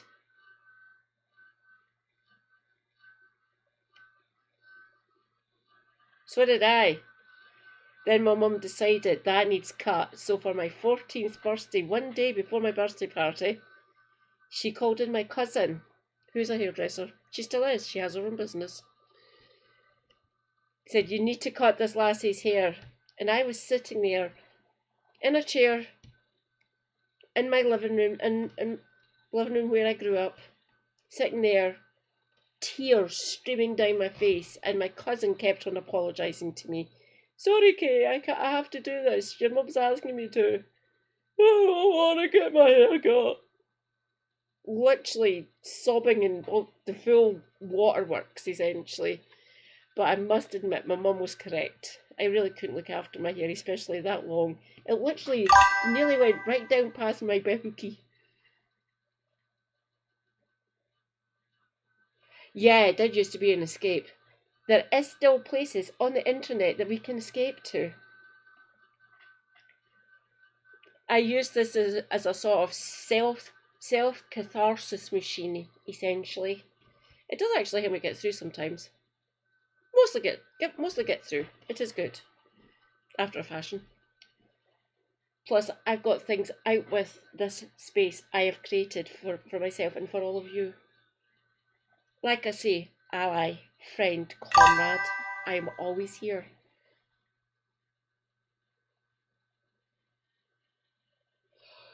Yeah. My sisters have always had kind of long hair, so round about their shoulder blades essentially, but mine's I just let mine grow and get it kind of trimmed and stuff, take away the dead ends, tidy it up at the bottom. But at one point it was literally covering my, I call it my bubble butt. Did she? That is what mothers do, John. I'm sure she meant well.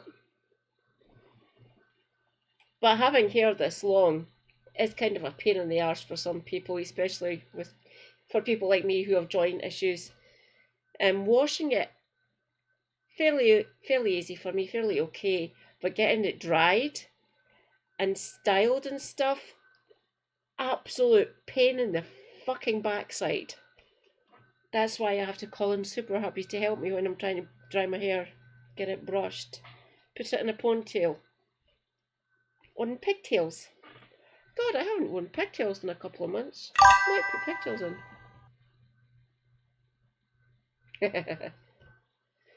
Okay.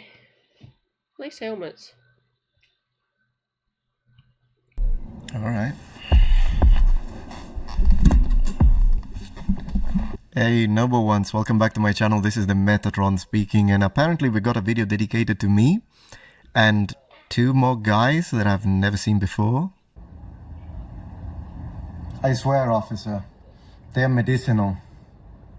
Shad has already posted his response video today, same time as me. You'll find a link in the description and pinned comment. Go check it out after you're done with this. Oh, who made this?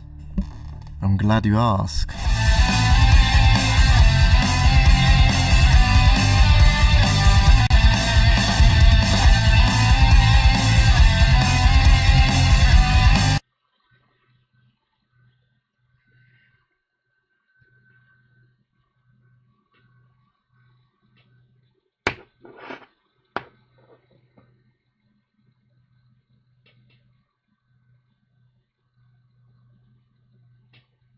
Same with me, John. I've got very thick hair, very greasy as well. So shampoo, rinse, repeat, rinse again, conditioner, sometimes leave-in, sometimes just your classic conditioner. Then argan oil once I dry off a bit. Argan oil through it. Hair dry. Brush. Or try to brush. Yell help. Super Hubby comes running and he finishes it off for me. That is why he is called Super Hubby. It's mostly helping with my physical issues. I struggle to wash myself, get dressed, especially do my hair. I have actually called him and tell me put on my makeup with my eye makeup and my eyeliner, my waterline, the lower line here. I'm not too bad. I'm usually able to do my makeup myself, but with my hair, I always have to call in him, always, because shoulders and elbows.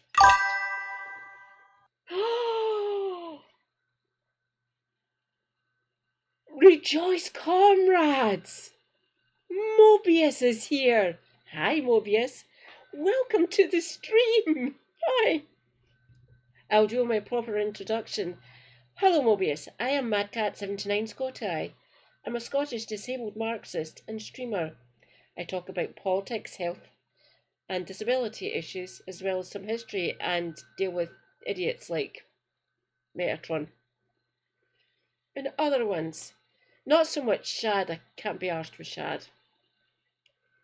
And I didn't know Lindy Page existed until Kev showed him to me.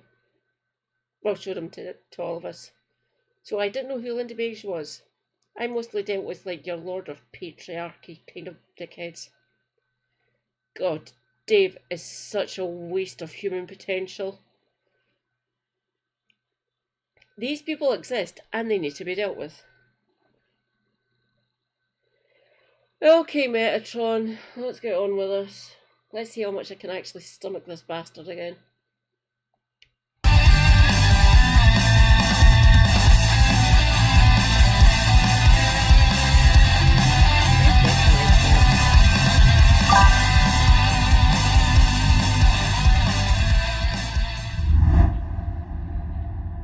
Freda is a 24-year-old YouTuber from Norway who makes videos about history and gaming. As of the making of this video, his social media presence is 2 YouTube channels, X, Blue Sky, Twitch and Patreon. Alright, before I click, what do we think, guys? What do we think? Respectful, honest, decent, no logical fallacies, no ad hominem attacks, fair, balanced? It's in the channel description, right? So this video is gonna be fine, right? It's not fine. Let's look at his channel more closely. Quote, I try to hold myself to certain levels of decorum and respect, openness and general quality. As I will demonstrate beyond any reasonable doubt, this is a lie. Ironically, this is going to be a recurring pattern, by the way, with Freda. Spoiler alert, I guess.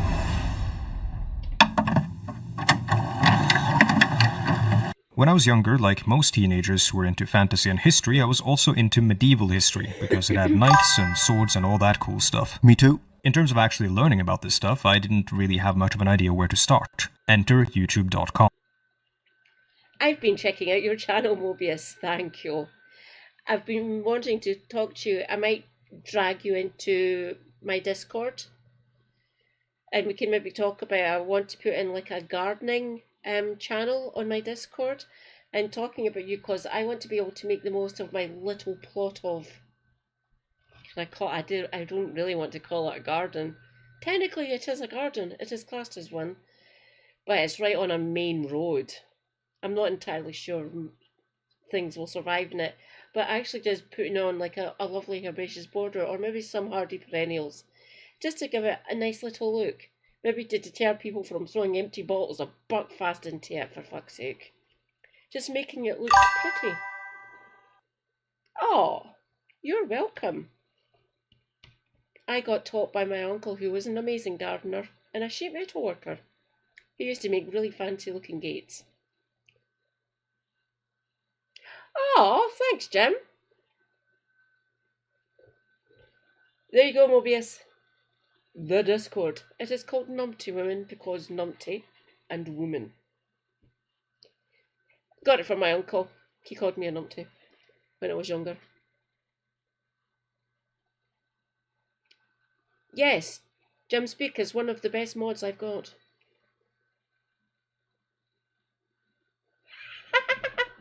This is getting... You're starting to freak me out, Jim. You really are. Yeah, my uncle, he was a really good sheet metal worker. There's a place called Scone Palace up in Perth, in my home city. And he designed and made the gates that lead into Scone Palace. They are delightful. Just put in Scone Palace. Like the baked good, same spelling, pronounced differently. Remember that. You eat a scone, you go to Scone. He is no longer among us. He developed COVID, refused to go into hospital until my mum talked to him, then developed pneumonia. He got pneumonia when he was still living, he was in the same house that he lived with my gran, essentially. And after she passed, he basically got the house off the council because he was the first, he was basically a tenant there, cohabitee. And he got the house that gran lived in. And he kept on saying to my mum, no, Kate, I'm not giving my mum's name. No, I'm not going in, just leave me alone. He was a rather grumpy old man, really. But he developed COVID, he was in bed constantly. My mum went to check on him, and he developed pneumonia, and said that mum gave up. He was passed out in his bed and she couldn't wake him up. She checked him and said, right, fuck, that's pneumonia, I bloody well know it. And she called in an ambulance and he got taken straight to PRI, Perth Royal Infirmary, by the way. And it was full-blown pneumonia, and he was in hospital for like 4 months. Then he passed. But when he was younger, in his 20s, back in like the 60s and 70s and stuff, he made gates. Rather beautiful ones, actually, for a lot of posh people's houses. They are beautiful. And if any of you would love to come up to Scotland, I will take you up to Perth and I will show you the gates that he actually designed and built. He didn't install them, he just gave them to the people who installed like the driveways and stuff for these houses. But he designed them. He restored the gates for Scone Palace because they were old. They were made, the gates that he was upgrading or making a replica of, essentially, they were made in the late 1500s and they were on their last legs, essentially. So he looked them up, he sketched a new design because they wanted to update it, and he made the gates.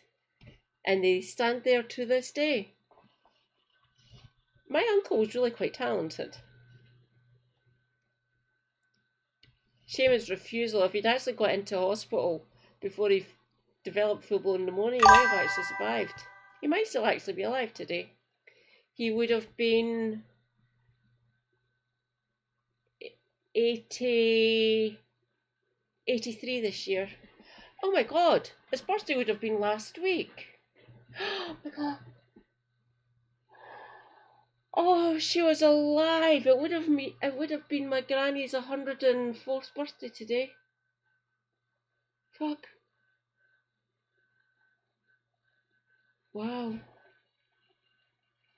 The early algorithm and my more sword and HEMA-obsessed friends very quickly started serving me videos from seemingly knowledgeable individuals talking directly into a camera and occasionally showing off their swords. Then, as I began my undergraduate studies and started learning more not just about history but also about how history is written, I started getting bored with these videos, verging on actively disliking some of them. I started noticing that a lot of the channels often relied heavily on rationalization and logic, not on evidence or sources. This is a misrepresentation. All we do on this channel is use the sources. Of course, we also use reason and logic, he's correct about that, and there is nothing wrong with it. However, we read the ancient texts, usually in the original language, and have constantly, actively discouraged people from using rationalization or logic.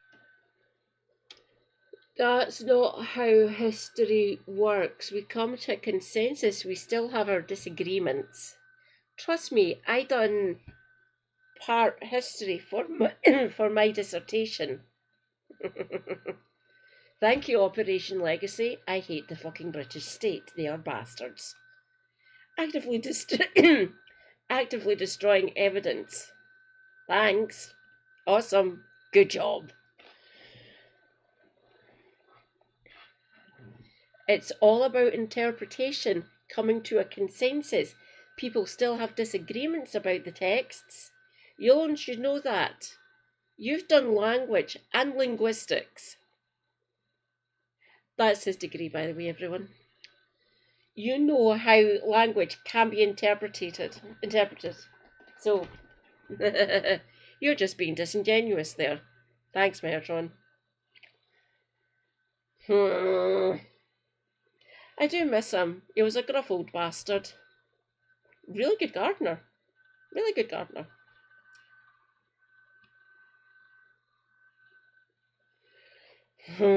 Right.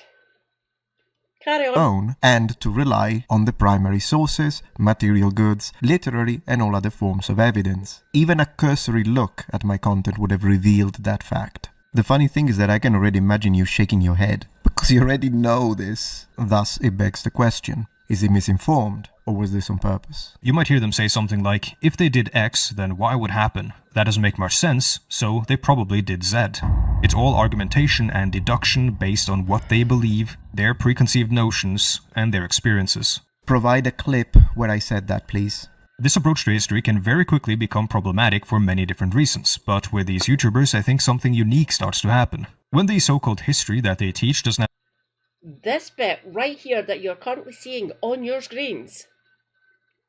Metatron, he is not going after you. He is saying, in general, the people who he's talking about, yourself, Shadiversity, and Lindy Page, you all do similar things. And in certain aspects, you all do the same thing in certain contexts with certain topics, certain time periods. All three of you are guilty of doing this. I have seen all of your stuff, all three of you, well, more recently Lindy Page, but back in the day, both you and Shad, done this. He is not providing a clip because he is saying in generalities, and not specifically, but more generally towards the three of you, not you specifically. Just wanted to point that out. And you should know this, being a fucking lecturer. Because I'm pretty sure you've probably talked in generalities to your students. So no. That is unfair criticism, and you alone should know that. Shad and Lindy... Oh, do they have to... I don't know if Shad or Lindy have degrees or not. But I know you do. You should know the fucking difference. You are paid by a university. God, he's such an have to be backed up or justified by its connection to the sources, and when their personal experience takes primacy, then they start to believe themselves to be far more knowledgeable and qualified than they actually are. Now, there is a lot to unpack here, including the obvious gatekeeping attempt. I'll get back to this later, because I want you to focus on the next sentence. All of this, it's incorrect, but it's a build-up to the lie. Watch. They begin to quote-unquote reason themselves towards every answer. And for some reason, the end result of this development almost always looks like an hour-long video essay about why women don't belong in video games. Alright, so what do we have here? A statement, but no clip to prove it. Speaking in generalities. Please listen to me, Metatron. There is no clip getting used because he is speaking in generalities across YouTube at this point, by the way, to lots of different people who speak on the history space and on YouTube and possibly on Twitch as well, or Rumble or other places, or 4chan history. Is there history on 4chan? I don't know. I'm going nowhere near it. Or even to people who still use Twitter. I refuse to call it X because it is Twitter. Fuck you, Elon. He is speaking in generalities. That's why there's no fucking clip.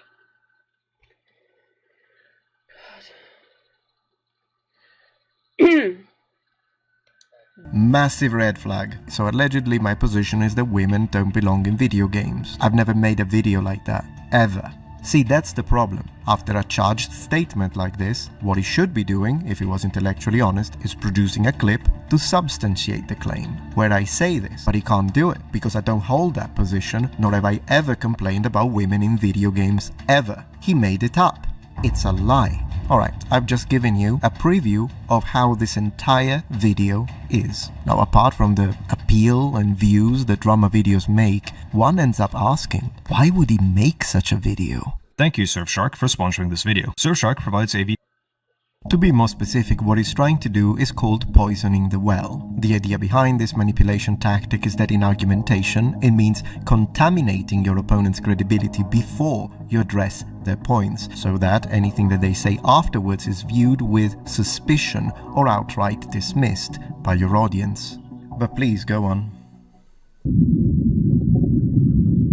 The plan here is to revisit 3 channels that I watched something like a decade ago, those being Lindy Beige, Metatron and Shadiversity, to see where they are now and try to figure out what's going on with them. Skipping ahead to the sponsored section, but don't forget to use code FREDA.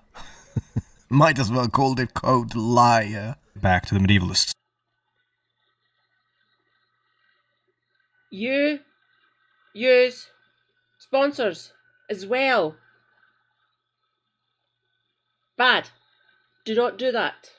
I don't have sponsors yet. I only have a few followers or subscribers on my YouTube, one including Mobius. So no, stop it. Just because people use get sponsored by Surfshark or BetterHelp or God, HelloFresh and all the other ones I can think, all the other ones that I can't think of at this point. Just because someone uses a sponsor doesn't mean they're being disingenuous. Moving on. Ugh. First up, Metatron. Luckily, he has provided us with a perfect Rorschach test to figure out his politics and understanding of history. Now, this sentence caught my attention. I think finally, after a veritable cornucopia of lies and manipulation attempts, I think Freda may have accidentally told the truth. That's what this is all about. He doesn't look at the historical statement and then use the sources to validate or counter the creator's position. He first tries to figure out my politics, and then he acts accordingly. This is a confession. Well, how about we figure out his politics? On his X account we read, Marx had some ideas, with a picture of a gulag in the background. I swear you can't make this shit up. On ProleWiki, the communist-Leninist version of Wikipedia, yeah, that's a thing, comrade. His ideology is listed as communism, Marxism. Well, will you look at that? I did notice an unusually high number of tankies in my comment section lately. Gee, I wonder why. Maybe there is a relation there. What do you think, detective? Any causal links? To be fair, the guy is far left, so I'd say far right, moderate conservatives, centrists, moderate left, liberals, libertarians, progressives. We are all his enemies anyways, so he has plenty of choice. See, that's the difference between someone like me, if it's nonsense. Wrong. Since I've left your community, I have came back every now and again to see how you're doing, see how you're progressing. Calling out someone who calls themselves a Marxist. Hello, Metatron. I used to be a follower of yours. I used to pay you money. I used to be a noble one. I was left then. Socialist, yes. Leaving Trotskyism behind, I am a Marxist now. So you are basically calling out me as well at this point. Thanks. I will not come and invade your comments. I don't want to get involved. I'm just here to respond to this. How you take down someone who has got a smaller community than yours. Bad form. Really bad form. Do not do that. You're being a bastard. Be better, please.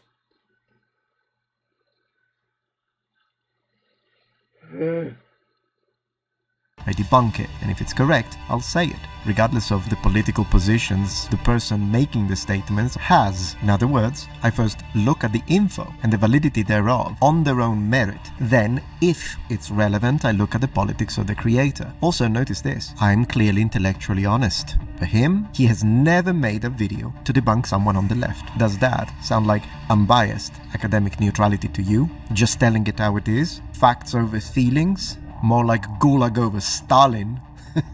Make no mistake, Freda is a propaganda channel. It does with a perfect Rorschach test to figure out his politics and understanding of history. Was Nazism left-wing or right-wing? This question is a form of ahistorical syllogism. In my opinion, there are two major problems here. One, they use the American left-right dichotomy or political spectrum and they forcefully apply it to historical European political regimes and ideologies. Two, they use 21st century political spectra and juxtapose them over 20th century.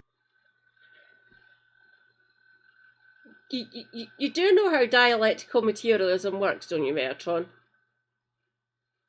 I do after a fashion. Obviously, I'm still reading.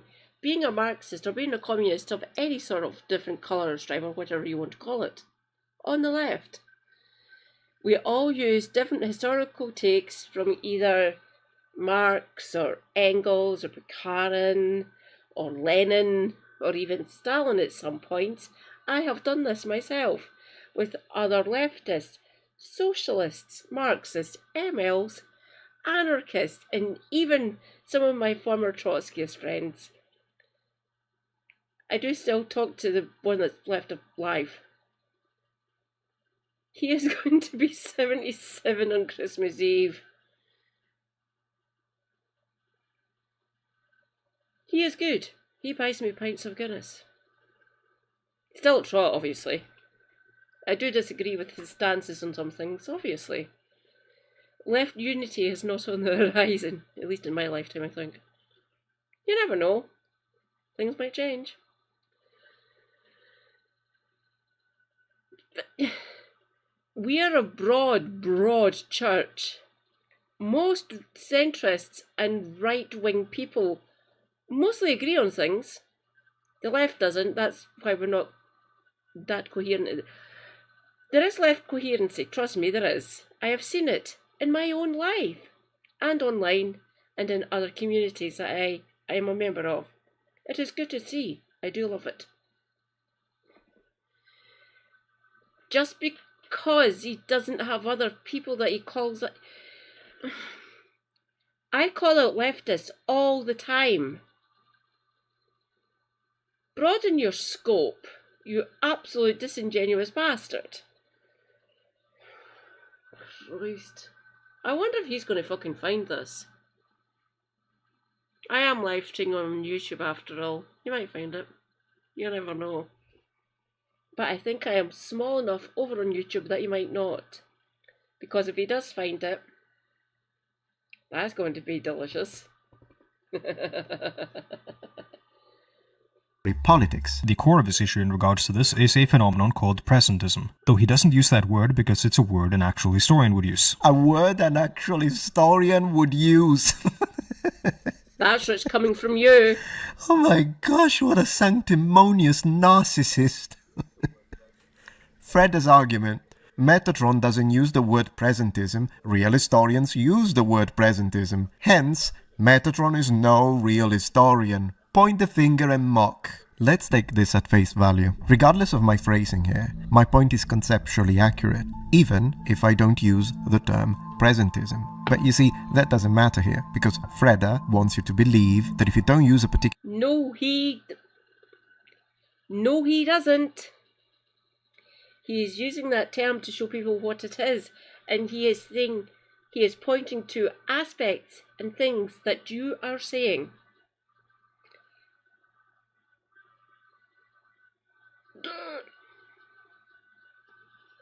term, your entire argument is invalid, as stupid as that sounds.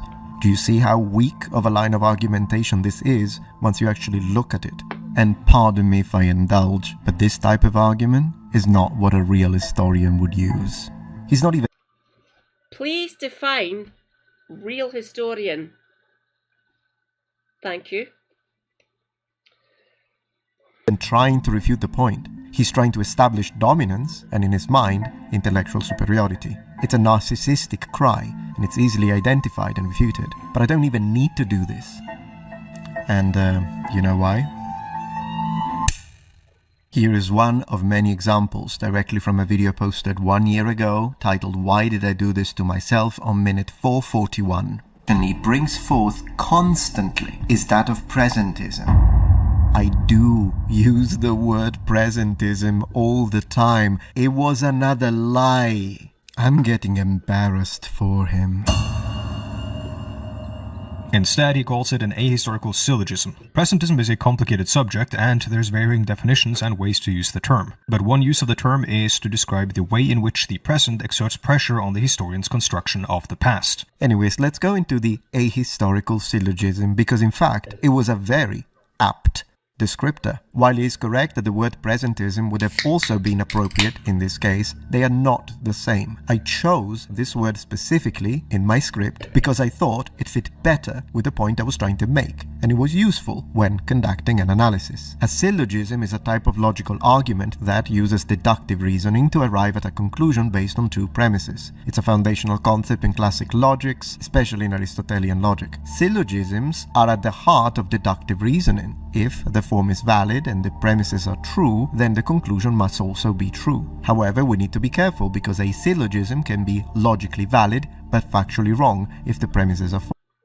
false. An example would be, all fish can fly, a salmon is a fish, therefore a salmon can fly. The logical form is intact, but the major premise is false. So, in this context, a ahistorical syllogism would imply a syllogistic argument or line of reasoning that fails to consider or is indifferent to the historical context of the ideas and events being discussed. In essence, what I was suggesting here is that we have to be careful when using a form of reasoning, even if it draws from a logically valid premise, because it could potentially lead to inaccurate or irrelevant conclusions. So I was saying be careful to use only reason and logics when discussing the past. Do you remember when he actually accused me of only using reason and logics to discuss the past? I would call this a lie too, but I'll be honest with you, I don't think this one is a lie. I just think he didn't understand. Coming from the guy who explains every word like his audience are idiots. Case in point. By ideal, I mean that it's the goal, but in practice, it's one we'll never quite fully reach. See what I did there? I made a statement about something that he does, and then I found a clip to prove that that is indeed what he does, and my words were not hyperbole.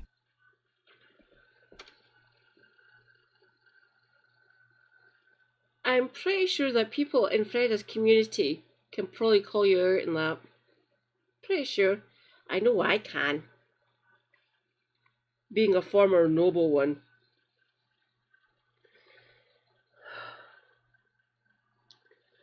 $12 minutes. I think I'm just getting into my stride, really. Hello, comrades. Who is here? Feel free to keep on typing and saying anything in the chat. I get worried after a while of no one saying anything. No pressure, of course, entirely up to yourselves. Why is he such an insufferable prick? Okay, Metatron, carry on. Let's see how much I can debunk of you. He explained the meaning of the word ideal like his audience is a bunch of imbeciles. I'd like to stress that. Not the meaning of quantum entanglement. Ideal. That's how you make a statement about someone else. Now, differently from him, I couldn't put a sponsor on this video because of the controversial nature of this engagement, even though I'm just defending myself while he lied about me. Rejoice, comrades! Malky is here. Hello, Malky. Long time no seen, comrade. How are you? Does it? I do apologise. Oh, that would be in the alerts box. So I might need to turn the alerts down. How loud is it? Hello. Good morning? It is 3:30. I don't know what to call that. I would say good evening. Ooh, right. Let me go and check. Let's see, come over here. Mixer. Alert boxes. Down to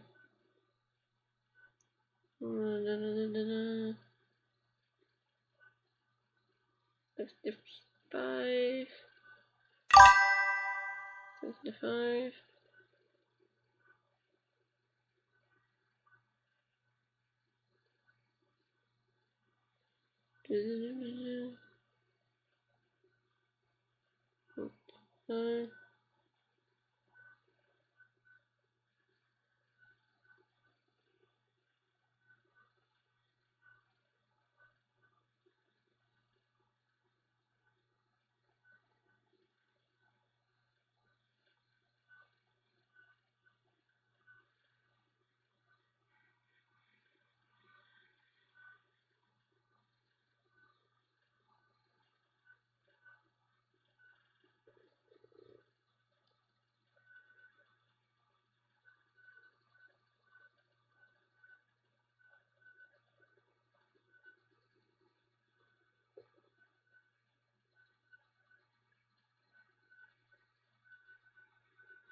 I do apologise. I hope it wasn't too disconcerting for you. I have put them down to 65. Hopefully that is better. We are dealing with something that Kev started off earlier on, but he was getting mind-numbingly bored. It's good when he actually touches on what bullshit Metatron is saying.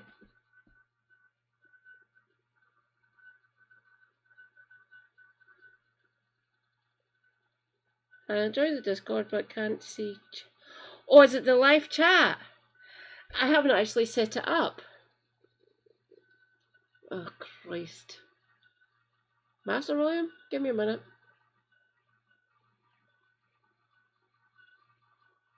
We're not down at 65. 75? Okay, let's try 75.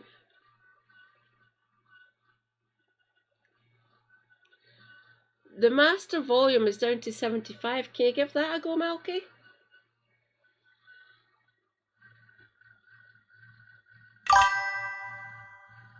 Oh, thank you, Mobius. Much appreciated. I do try to entertain and educate.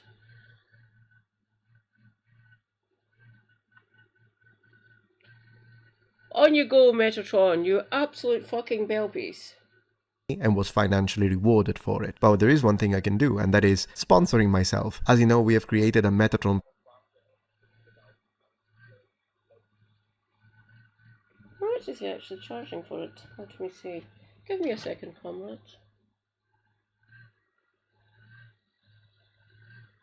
I'm on 13 now.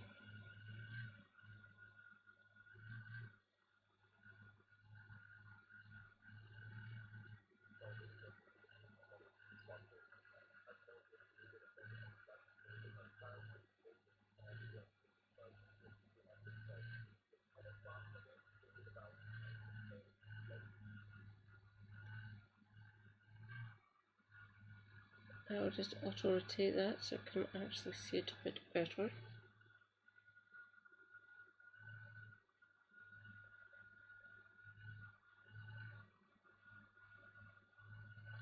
$35 for a plushie, get to fuck. And I know exactly how those get made. I know YouTubers who actually get these plushies done. Oh, God, bollocks that. Okay, give me a second.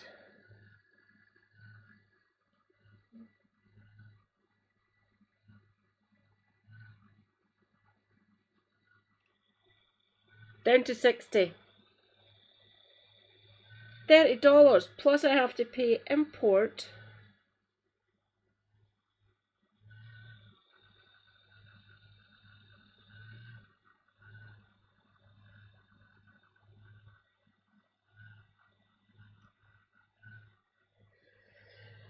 Okay. They do these plushies, and they usually sell them at between $20 and $25. Plus, for me here in the UK, and for you in the... Oh no, you're in the States now, aren't you? You used to be Italy. Charging $30, and I have to pay £13 in import duty if it gets made in the States, or if it gets made in Europe. I have to pay, was it 6 or 7? Hang on, give me a second.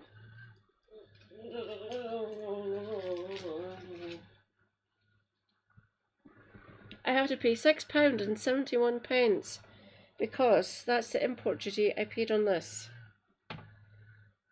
You might actually recognise it. Give me a second. You might lose my face for a minute. Demo rants. We are demo stands here. So if you are not, go and follow Kernow Demo. Demo is awesome. He is a Green Brethren, so he is an England and a Green Party member for England and Wales. I'm a Scottish Green. So he is my brethren. He is my brother. I love Demo. He is brilliant.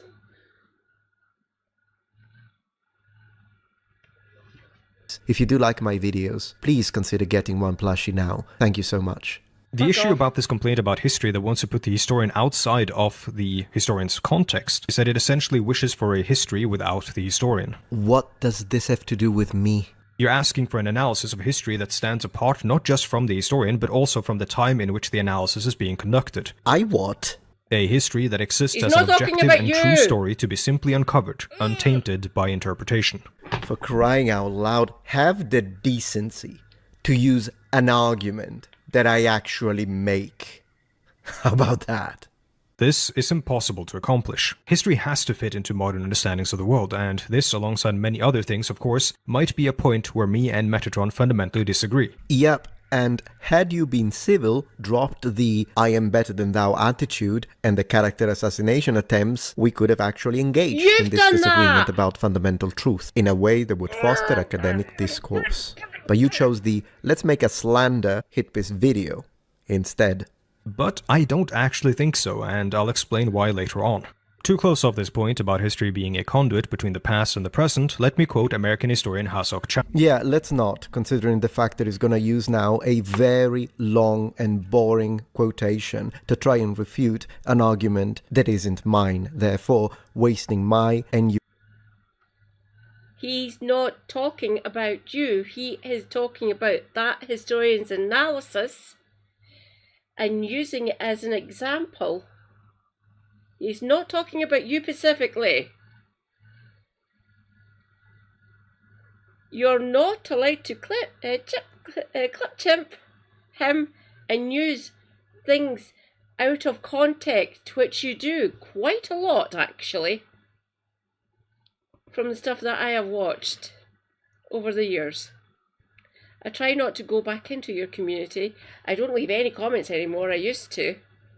After I left it for about 2 or 3 years after, I did leave comments. You've never used any of mine. Obviously, I am not a trained historian. Different discipline, essentially. And my own takes on what you are saying and how you present yourself and what you talk about. God almighty.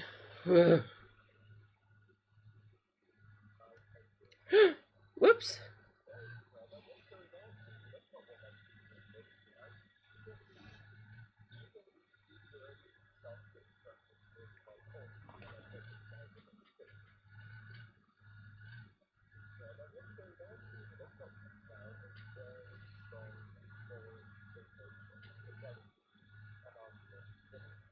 Your time.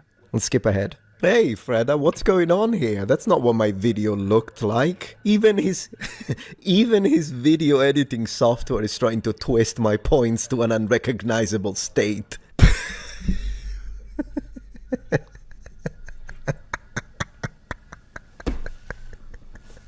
To overlap neatly and perfectly with 20th century European political factions in order to come out with an answer is a flawed analytical method. Yes, trying to figure out if Hitler was a, quote, I'm with her guy or a member of the Republican Party in 2016 is silly. But luckily that is not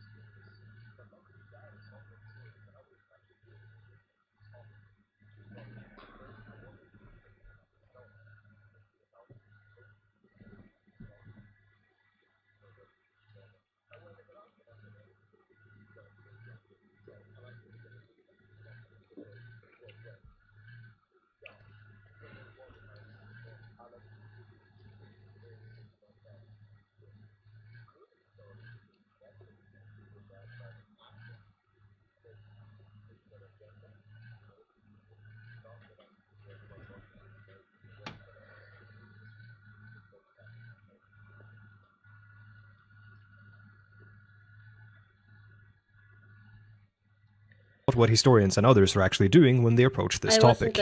Two problems here. First, I wasn't complaining about historians. I was talking about people who deal with these topics, mostly YouTubers, so already it's a strawman. However, there are some academics that do nonsense like this, so I'm actually gonna do that now, because you're wrong, regardless. Even though it wasn't my original point, I'll agree with this fictitious version of myself that you created.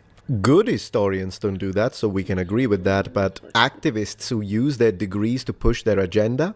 Oh, they will. Not that I need to, anyone watching this knows this already, but I'm happy to prove this with empirical data anytime.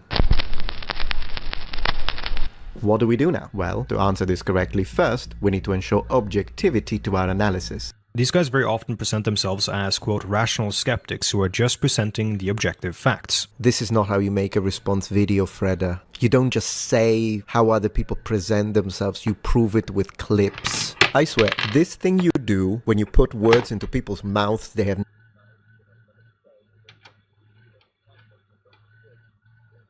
never said and then try to ridicule and attack them for those words you found.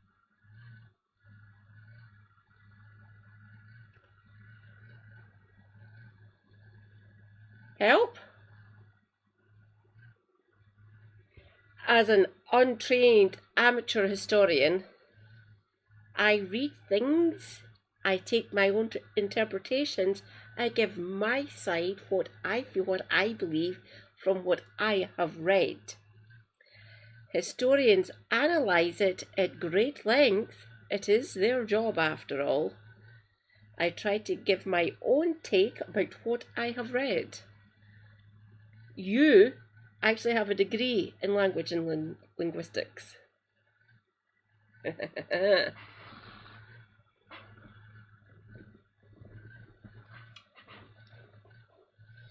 You are basically rubbishing all other forms of academic disciplines at this point. I'm not here for that.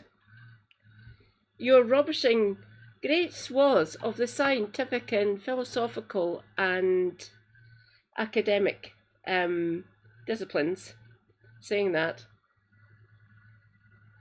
I don't like that. I have my own take. You can disagree with it. I will defend my positions. I always have, and I always will. How are people coping? I'm getting into my stride again, dealing with Metatron, oddly enough. If anyone wants me to move on, shout out. fabricated. You do it so much that it has just become second nature to you. It's muscle memory at this point with this guy. I talked more about this method in my previous video, whereby it was used by a literal out-and-about Nazi. And here it is. I was actually surprised it still hadn't come to that. Here is the mental manipulation. Let's look at this closely. I talk about objective reality and facts. Then he says that so do the actual Nazi. What is the conclusion he wants you to draw then? Metatron says X, Nazis say X, Metatron is a Nazi. You see, in this segment, Fred used two logical fallacies at once, and it's been extremely disingenuous and dishonest. First of all, framing language. He's using emotionally loaded terms, aka Nazis. Also, he's using the so-called association fallacy, sometimes referred to as guilt by association, which is a type of logical fallacy in which someone argues that a claim is true or false based on the character, group, or belief of the person making it, rather than on the merits of the argument itself. In other words, he's attempting to discredit someone's argument by associating them with an unpopular, disreputable, or extreme person or group, even if the connection is weak or non-existent, the latter being the case here. The reason why this is a fallacy is because truth is not determined by who holds a belief, but by the empirical evidence behind it. That's easily proven by... You're damning people on both sides of the argument. What the actual fuck? Oh. No problem, Jim. Thank you for your help earlier on, by the way. I hope you're not too sore or stiff. I hope nothing's sort of creaking or anything. You look after yourself. Thank you for being here, by the way. Always a pleasure. Stay hydrated. Self-care. Take your meds. Stay based. Good night. I will catch you later, Jim. I will post in the Discord how I get on with your lovely new advice and tactics on how to deal with Megara. Much appreciated. I love you. Night night.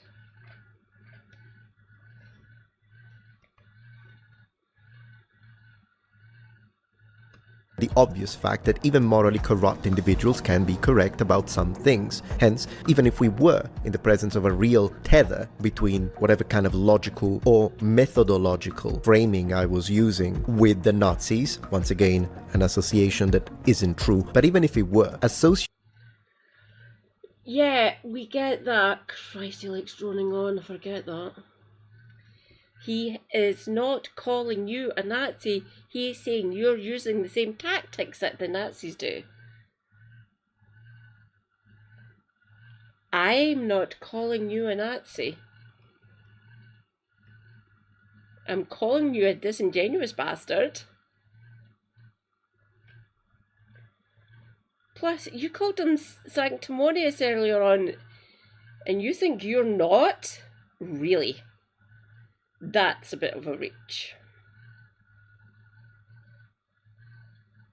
Associating a claim with a disliked source doesn't automatically invalidate the claim. To think critically, we must slow down and disconnect That's ideas not from always identities and evaluate possible. claims on their own Fucking merits, hell. not any given association, real or imaginary. Problem is that his intent here is trying to build a questionable historical parallel, exploiting his audience's emotions.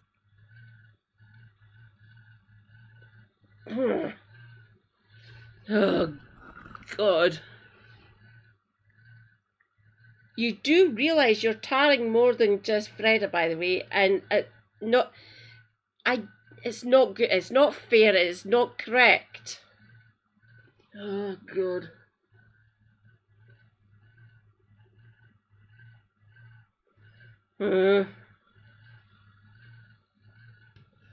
Emotional biases, tribalism, and moral disgust, rather than encouraging rational evaluation of any given data. Another piece of evidence that demonstrates the political propagandistic nature of this channel. The general gist of it is to depoliticize history as a science, and to portray it as a series of crystallized, unchanging facts, which just so happen to correspond to the person's worldview. You assert things as, quote, just the facts, and reason your way towards why these so-called facts you're presenting are true, without relying on much evidence produced by trained historians. I have a team behind my production. position. One is a trained historian, former archaeologist, 2 years of experience digging in Syria. One is a published author. One is an anthropologist with a postdoctoral degree. One is an Egyptologist PhD. I can continue. Also considering that I've shown their names, qualifications and faces on screen multiple times, but it doesn't matter because he doesn't care about the truth, nor does he care about evidence. He's gonna say they don't exist. Another lie. You sidestep the actual debates and uncertainties of history in order to simplify the larger picture. The point is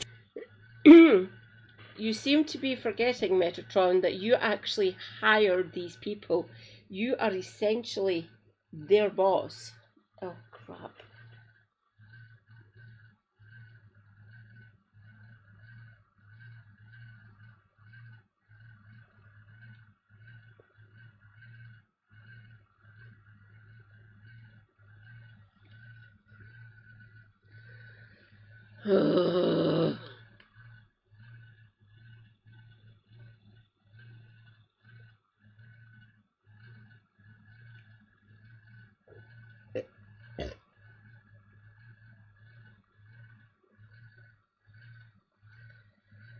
I try to avoid debate as much as possible.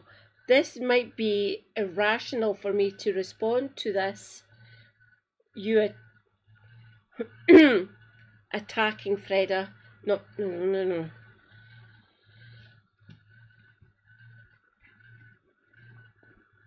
You're using confirmation bias, by the way, Metatron. You alone should fucking recognize that, but you don't. You're too set in your ways. In some ways, I am set in my ways. I fully admit that. I am human. I am flawed. I know most of my feelings through self-realization and people pointing them out to me, which is always good. Self-education does actually help us. Not that you care about that. I believe. My opinion, of course. You do you. to cleverly avoid actually engaging with history and instead relying on debate and argumentation. Once again, Strawman number... You know what? I actually lost count. What is it by now? 15? Not my statement. It's I not never said about this. you alone. Why is this video about me if you're not gonna use a single thing I said? You could have put Kermit the Frog at this point on the thumbnail and graphics and it would have made zero difference. I've talked about so-called objective history in past videos. I'll summarize by saying history is aspirationally objective, but practically cannot be objective because the fundamental nature of the field necessitates all sorts of selection and interpretation that cannot be fully divorced from subjectivities. Now, to try and strengthen this absurdity that he has just mentioned, he's gonna read a quote to, as always, pretend to be smarter than you, as he does. But before we get to that, let me say this. Alright, so now he's attacking the concept of objective truth in relation to history. If at any point you had any doubt that this was anything but a propaganda channel,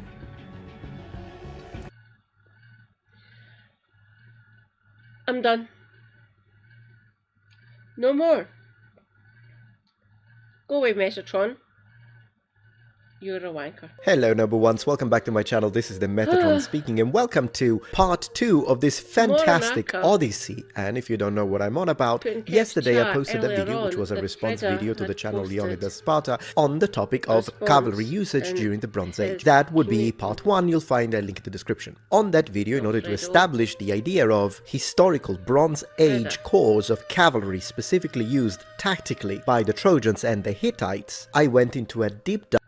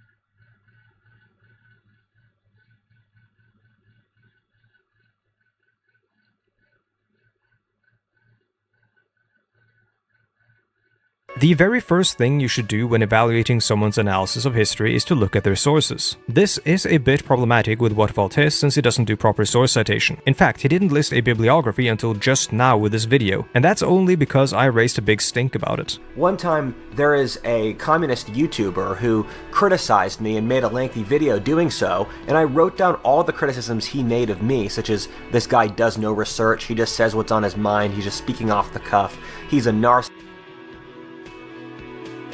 It's me! Because the sources, it has to be. That's fucking funny.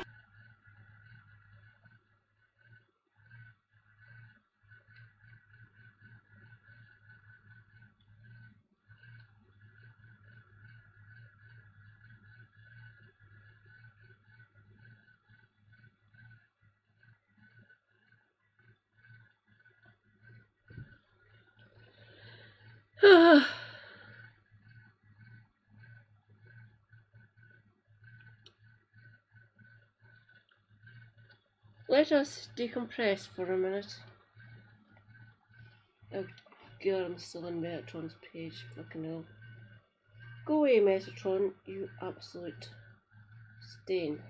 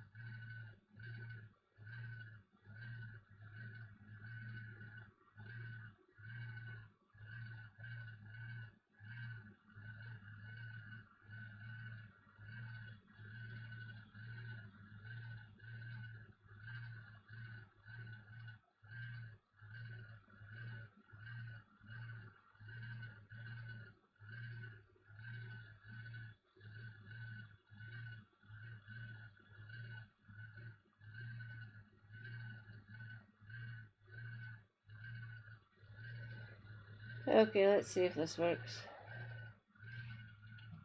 That Punky Doodles.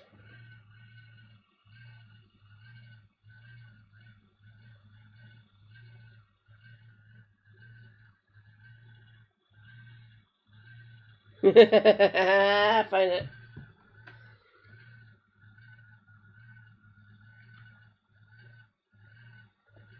For those of you who have not seen Punky Doodles, just please go and follow them. They're so fucking hilarious.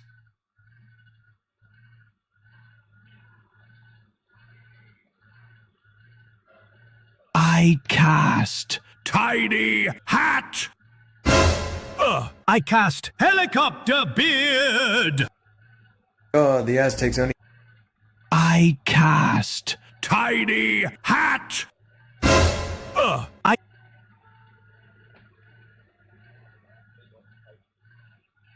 I cast Helicopter Beard.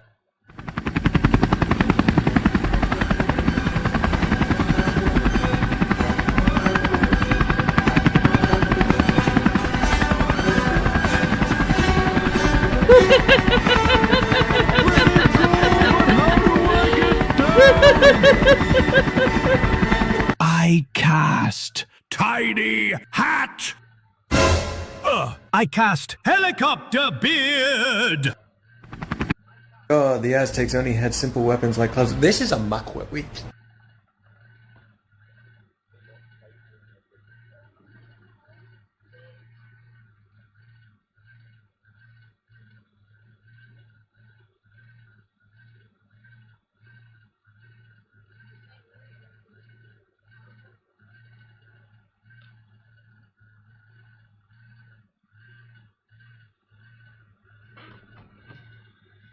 Whoops.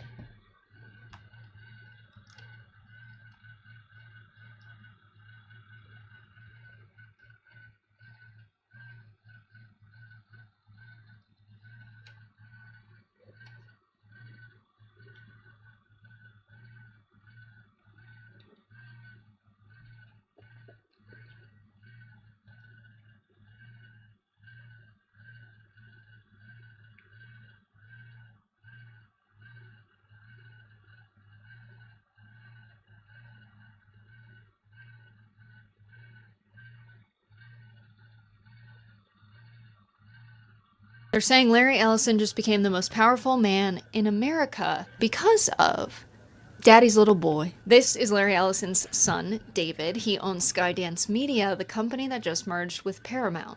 Larry Ellison's son. Larry Ellison is the guy who owns Oracle Corporation, one of the largest computer software and cloud storage companies in the world, that he interestingly founded after working on a major project for the CIA to build a database that was codenamed Oracle. So that's weird. Ellison's company now provides data storage to OpenAI, the company behind ChatGPT. God damn it. Thank you, Mobius. It's been great. Thank you for visiting. I really do appreciate it. It's good.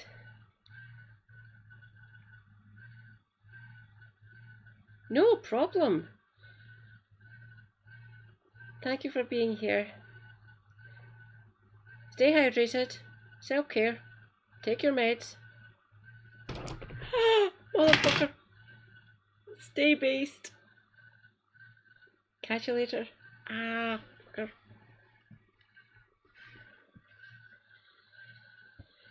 Please get enough sleep. I would suggest between 5.5 and 6.5 hours. Feel free to come back when I am streaming next.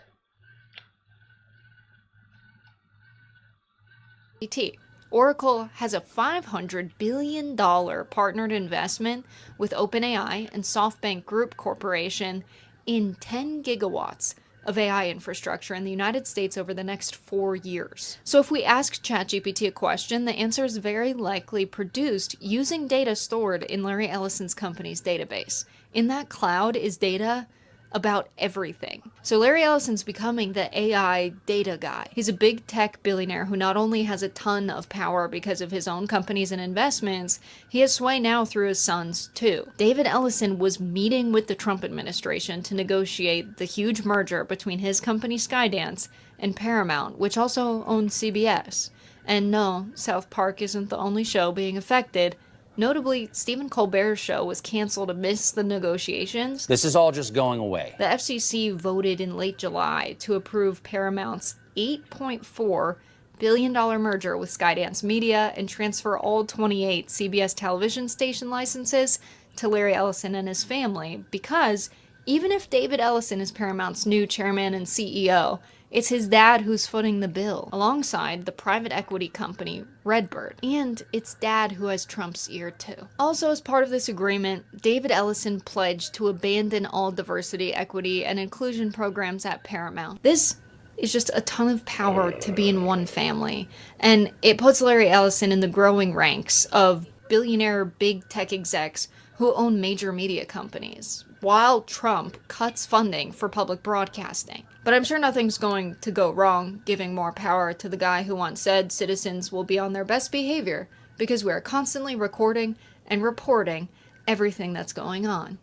Or who suggested that the government unify all the national data to be put into a database and feed it to AI. But at least Larry Ellison can now continue to support his passions, like hanging out on his private island and racing his yachts. I'm not even kidding. He owns an island in Hawaii, and he's been heavily involved in yacht racing for decades and has won several major competitions, including the America's Cup twice, as the owner of Oracle Team USA, of course. They're saying Larry Ellison just became the most powerful man in America because of Daddy's little boy. This is Larry Ellison's son, David. He owns Skydance Media, the company that just merged with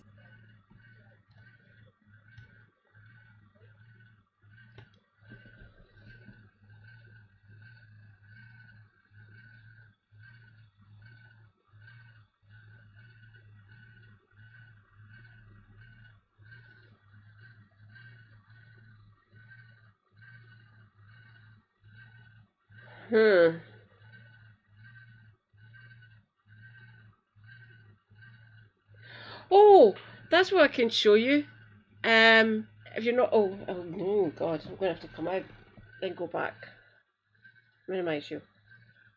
Go in.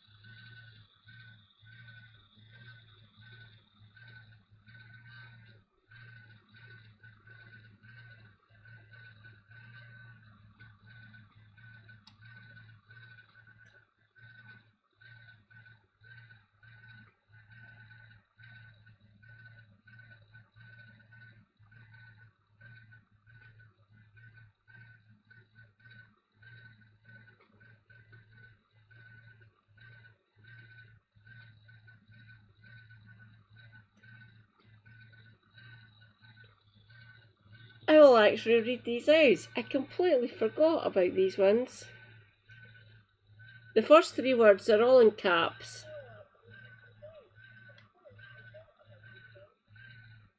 This is the chat rules, by the way.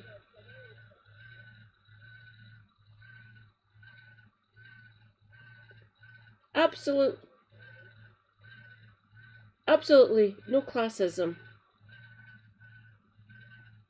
Most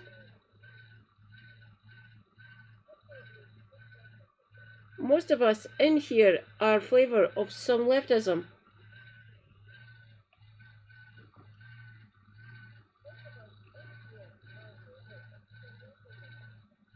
No transphobia, homophobia, ableist or other racist comments will be tolerated.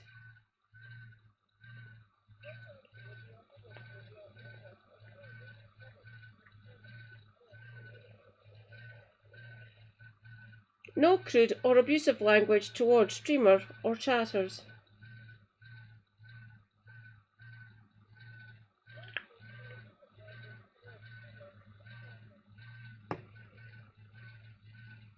Be respectful of people's pronouns and identity.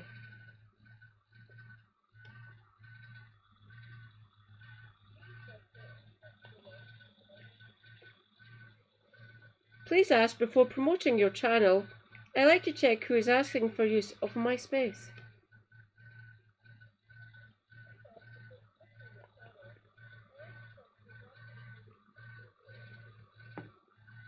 Self-care is important. Don't feel you need to destroy your circadian rhythm to stay in chat.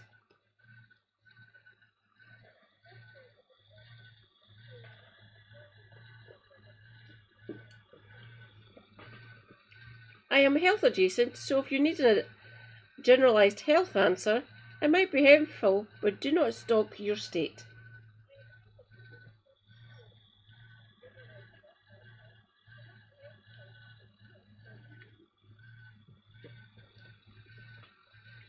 Keep yelling.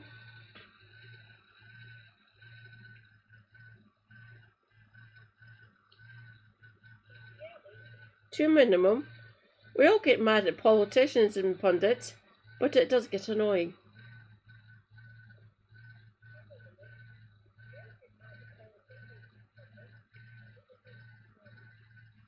Enjoy yourself and stay based.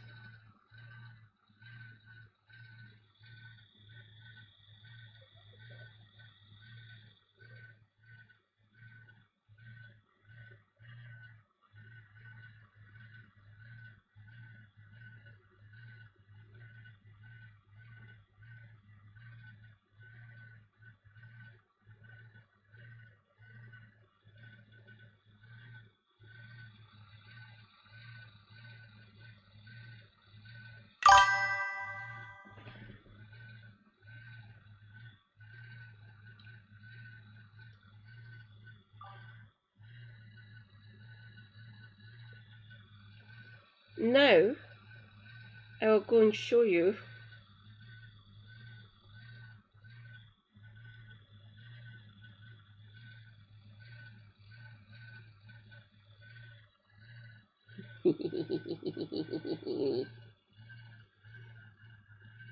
your channel.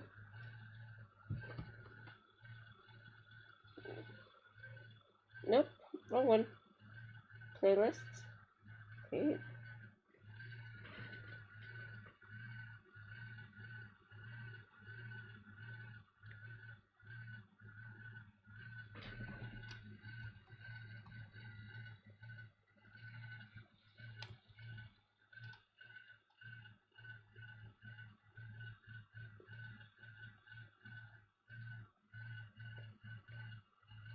I will show you the introduction video to this. This is a TTRPG that I will be joining the minute Raptor gets a chance to actually set it up. I will let everyone know how I get on. I will show you the introduction. I have bought myself a TTRPG through itch.io. Give me time. I will need to figure out what I am doing. It's been a while since I've been a GM. Oh, by the way, I used to do actual D&D. Wizards of the Coast. Wizards of the Coast. You are dickhead. Thank you. I love Zach Tack. He explains it rather well. They all go.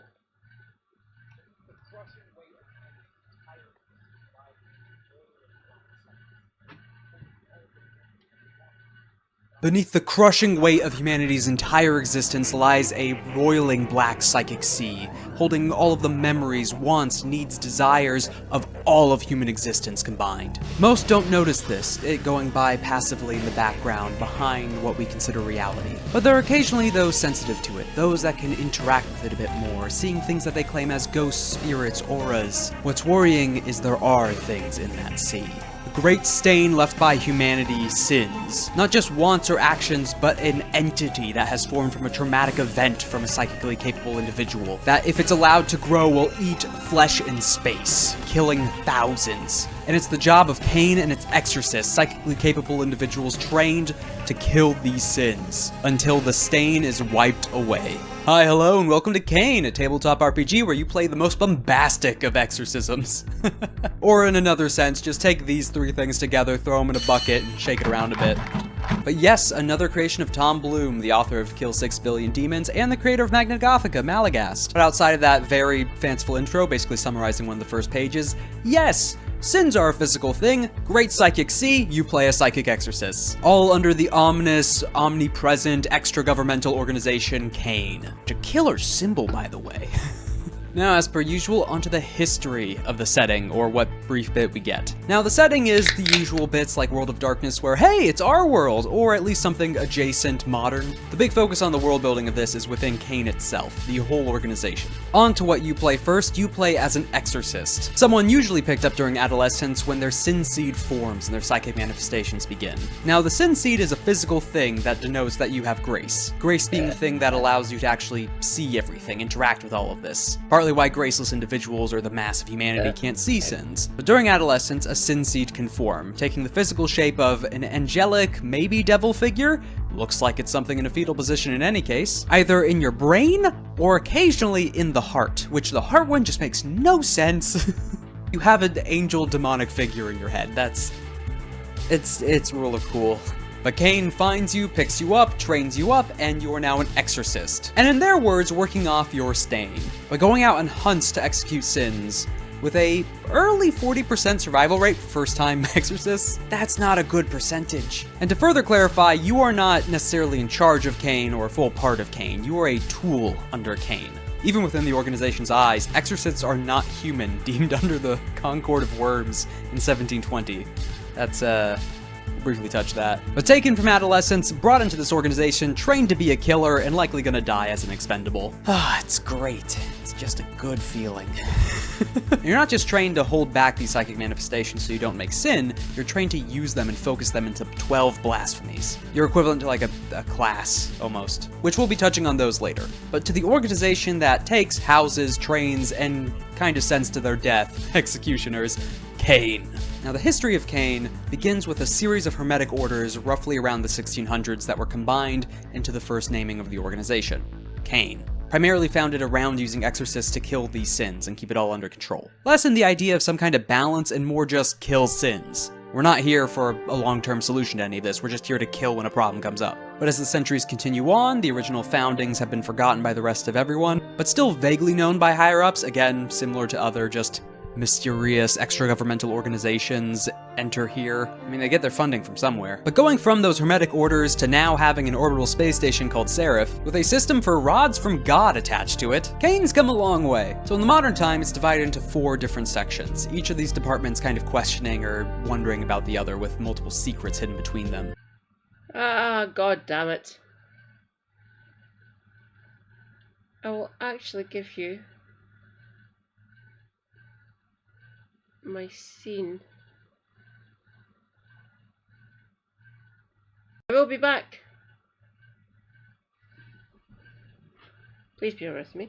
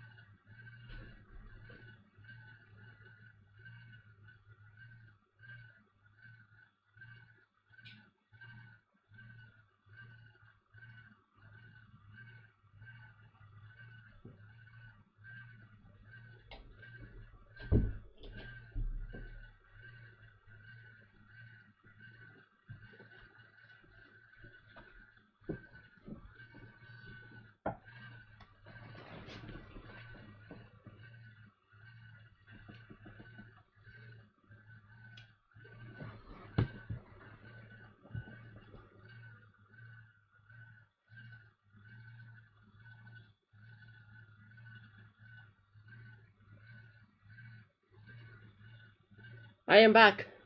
Hello.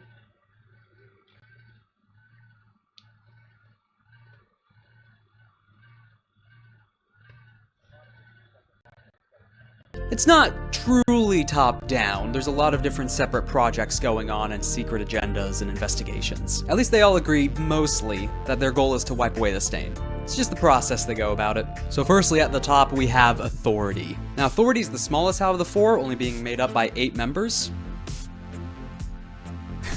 But they're the ones in charge. They're the council members at the very, very top. All their identities are hidden, with new members. But they're the ones in charge. They're the council members at the very, very top. All their identities are hidden, with new members being selected by succession and a secret vote by the remaining council. Go about it. So firstly, at the top, we have Authority. Now, Authority is the smallest out of the 4, only being made up by 8 members. But they're the ones in charge. They're the council members at the very, very top. All their identities are hidden, with new members being selected by succession and a secret vote by the remaining council members. Now, while the big thing is usually just their authority in all matters revolving around Kane, they do have some other minor details that we know of. That they have an upper 4 and a lower 4. The upper 4 being all normal humans, and the lower 4 being extremely powerful exorcists. But due to its secretive nature, even this is left a bit vague internally within Kane, whether that's true or not. But the people in charge. Next up is Seer, namely the people stationed on Seraph, but also the general intelligence network across all of Kane. Their main goal detecting sin events, new exorcists, other rogue psychic phenomenon and psychics, and also the maintenance, function, and weaponry attached to Seraph. But they do have a few more tricks up their sleeve, one being Heaven's Eyes, a group of specially trained precognitive psychics able to try and tell little bits of the future with a very low off rate. At least according to Seer, because if you look at the book and the fact you are actually going out on hunts, they are not detecting these things right away. Because all sins form from someone who has grace, someone who's a potential exorcist, which when your job is to detect sin events, psychic phenomenon, and potential exorcists, you're doing pretty bad if this has to happen. Now, in some worst case scenarios, they also have the rail cannon and a veil blanket memory. Essentially, Men in Black-wise, wiping or modifying the memories of a large-scale area in case they had to mass destroy a building or something. Or a particular sin began to physically manifest where anyone could see it. And lastly, when things get really bad to the point that even the rail cannon's not gonna help, you have Virtues. Extremely powerful, cryogenically frozen, category 5 or 7 exorcists that are kept up within the Seraph Station and orbitally dropped. The title for these individuals called Virtues, almost just deployed like a weapon. Or the Evisor Assassins or Helldivers. Just coming down in some kind of pod after being cryogenically frozen. Welcome to a combat zone, crazy psychic ninja person. And also category 7 is called Demon God. I'm just gonna lay that here right now. We'll briefly touch on this chart when we get back to blasphemies and sins, but it's very powerful. Next up, a larger group of the 4, Temerity. Now, Temerity has the worst reputation out of the 4. This is namely because it's the research division. You know, whenever any secret organization, mad scientist, crazy reality-altering stuff has a research division, that kind of tracks. But research into equipment, other kinds of countermeasure productions against sins and other psychic phenomenon, the initial training of exorcists when they're first brought into Kane, but one of the big ones being sin and anomaly imprisonment. So the whole initial motto of Kane, until the stain is wiped away, kill all sin in these things, Temerity keeps them, or at least keeps some of them. There's even one specifically named in the book called the Spindle, which is used by Temerity to help study time anomalies. The R&D department for the equivalent of fighting demons and also studying this psychic sea behind everything, you're gonna get some strange folks and secrets. And the initial harsh training of exorcists, even the exorcists aren't gonna like them. And lastly out of the 4 is Castle. Now this is the one you're going to be seeing the most, seeing as they're the one handling the boarding, maintenance, teaching, care of exorcists. Father and mother to all of the exorcists, handling their deployment, being the admin on their missions, and handling the large martial arm of Kane, which doesn't just include the exorcists. You have the other mundane martial side of it that handles all their facilities and the actual just guard duty. But outside of the exorcists and the psychically potent, you have the untouchables. People taken from the world's prison systems with specialized training and equipment to help them handle certain psychic phenomenon. Not actually being able to use it or be that great against it, but enough to be a body on the ground when exorcists can't get there right away. Really high mortality rate amongst that bunch, but they also have some really neat armor. It's like a psychic hazmat suit. Castle being the last of the 4 out of Kane, and its entire martial wing, we have the Exorcists. Back to what you're playing. But outside of your initial training and the reinforcement of these psychic abilities, you have the 12 blasphemies. This is all the fun goodies and things you get to play with. Your psychic abilities which trail along the cat, or category. Which, you know, you have just general human at 0 over here, you then have imp, some demons, and god, and even past that, demon god. Like I said, category 7 for a virtue, that's a lot. That's a lot. Look down this list, that's a lot. But if you ever have a question on whether an ability can actually do something, just check this. That's what your general psychic ability does, and anything that boosts or enhances that takes it up the scale. This also goes for the sins as well. They follow the same categorization. But don't worry, Kane claims there haven't been any sin events of level 7, because they say it would be world-altering. Now with that scale, and the fact sins can also throw things of that scale and effect around at you, you obviously need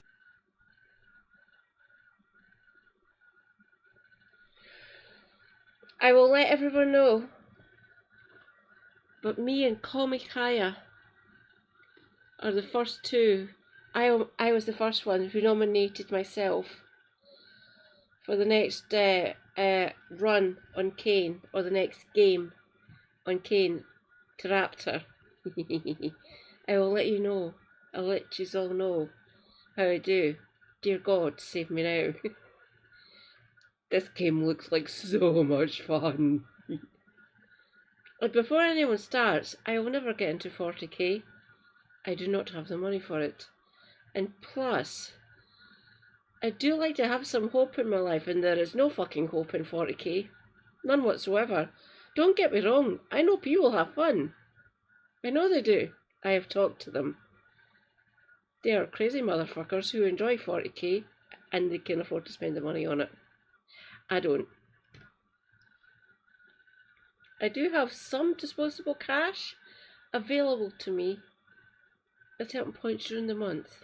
I do. I'd rather spend it on something that I know I can afford and actually enjoy playing or being a part of.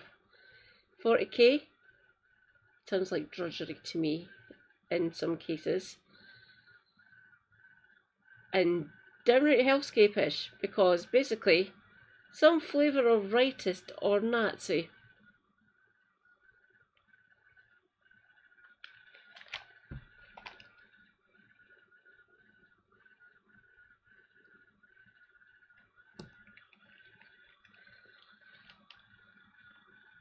Sorry about that, itchy ear. 856, 844.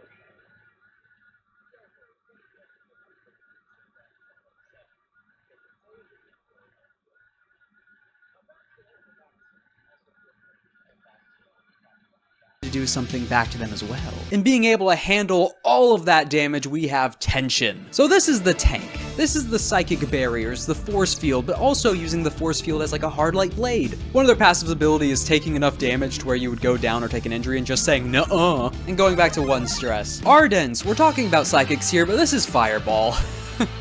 Or more accurately, temperature, because you can also cool things down, both to extremes and both likely lethal. But I bring up Fireball specifically because your passive ability is being able to take damage to the point of boosting your cat. Also, if you fail and die from this passive, you explode, guaranteed killing anything around you. Even sins. But you know, Fireball. Now we have Flux, the manipulation of time. Your passive ability being nice things of just, you know, re-rolling dice, that's standard, but when you head into your other abilities and the other domains under your blasphemy, this is where things get really funky. So some usual stuff, healing, slowing, advancing time, reversing it a bit. Some of these can cause paradoxes. And as you accrue paradox, you might accidentally unwrite yourself. At the very least, things are changing about you, because you are the anomaly in this. You're the center of it. This is also where the spindle is mentioned. When it comes to the actual logic of time travel, even Kane admits that they don't quite know it yet. It's just that spindle's helping them manage it. It's a bit timey-wimey, except time's going to stab you. Next up is Vector. This is just straight up telekinesis. Throwing projectiles, trying to fly, glide, also as a passive stopping bullets hitting you. Basically every projectile having a bunch of disadvantages trying to hit you as you stop it in midair or slow it down. Because it's not just throwing things, it's slowing them as well. Now we have Gate, where we had Flux saying screw time, this one is screwing space. As a fun passive, you have the equivalent of a bag of holding in any pocket you have, but also the equivalent of teleportation, not in the sense of opening a portal, well, in one case, but the others being just, you happen to be standing. You were just always there. What do you mean you were across a room? No, you were in the same location. If you like the Minotaur, yeah, kinda that. Next up we have Smother, which is where the line lie to God comes from.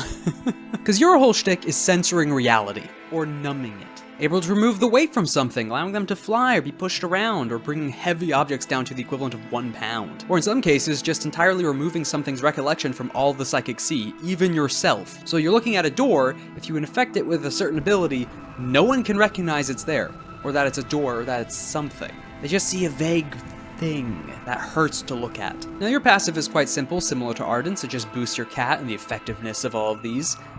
However, you run the issue that you begin to remove parts of yourself. Not purposely, but you just happen to, leading in some cases described of just losing your entire head. Just gone. Whisper. Now this one's the diviner. Different kinds of getting information, asking questions about the future, different secrets. However, instead of just asking a vague, amorphous thing, or just pulling this answer from the universe, you have a shadow.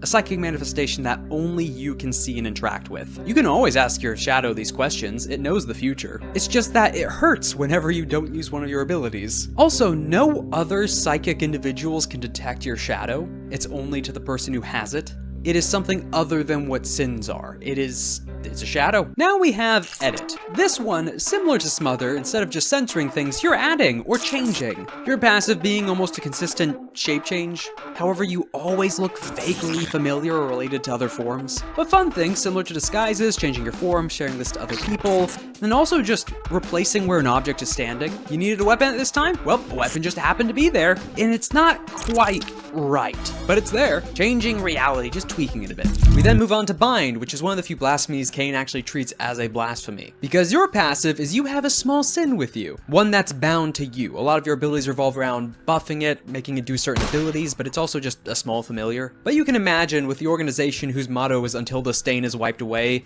isn't that happy with one just walking around. But expanding the abilities of said companion or sin, and then also having abilities to directly impact other psionic entities. Now with Palace, it's very much the whole Mind Palace gimmick, but when it comes to people who are psychic, yeah, you have a literal mind palace. Not just a place to store information or memories, which you can actually take memories and information outside of your own mind, but during a rest, providing an actual place for people to meet mentally or recuperate. People can visit your mansion, and the servants within it can come outside of it. But when it comes to passives, it's all about buffing the rest mechanic or the rest state of a hunt. Jaunt. Now we have a bit of telepathy, usual just kind of messaging mentally, sharing emotions, or knowing where the other is, and then also just possession. Not just forming some kind of connection between two different individuals within this psychic sea, but it's also just inhabiting or manipulating where they are in that corpse, with also a random chance of just not being in your body by the end of it. It's even got an ability called Desecrate, which has a corpse talk. So that's fun. Sympathy. This one is objects.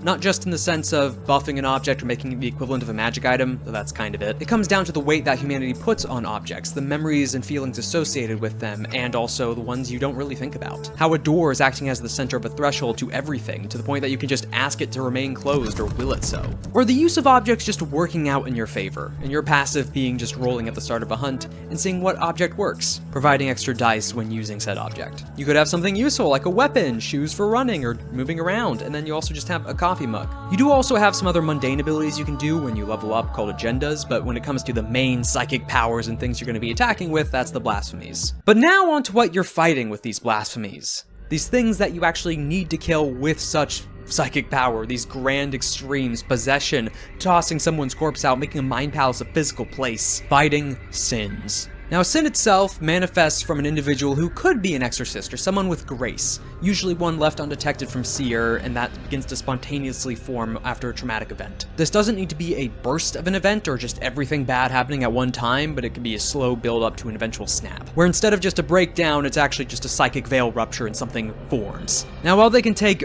many forms, there's certain categories they fall into and types that they take the shape of. Now, they have 3 general forms they can take. These aren't the initial shape or the exact nature of what they look like or physically take up. One of them is, but it's more how they're physically interacting with the rest of the world, or the exact opposite of it. Type 1 being severed. They're separate from their host. They could still have some kind of relation tied to them, but if the host dies or they die, neither is affected. This entity spawned from the host. A lot of the initial questions and traumas tied to its formation and its very nature are still relatively originating from the host, but not directly tied. So you could just accidentally create an entity and then it just goes off to wherever. Type 2 is fused, so this one has either possessed the individual or just possessed a corpse. While not necessarily gigantic and monstrous, it is still a little more dangerous in the fact it can interact with the material world, to varying degrees depending on the individual sin. But instead of just being something left in the psychic realm relying on cat and psychic abilities to interact with anything, this one you can actually physically touch things because you have a body. Also a bit harder to find because it has a human body. It's not an obvious six-armed monster somewhere, it's just a person.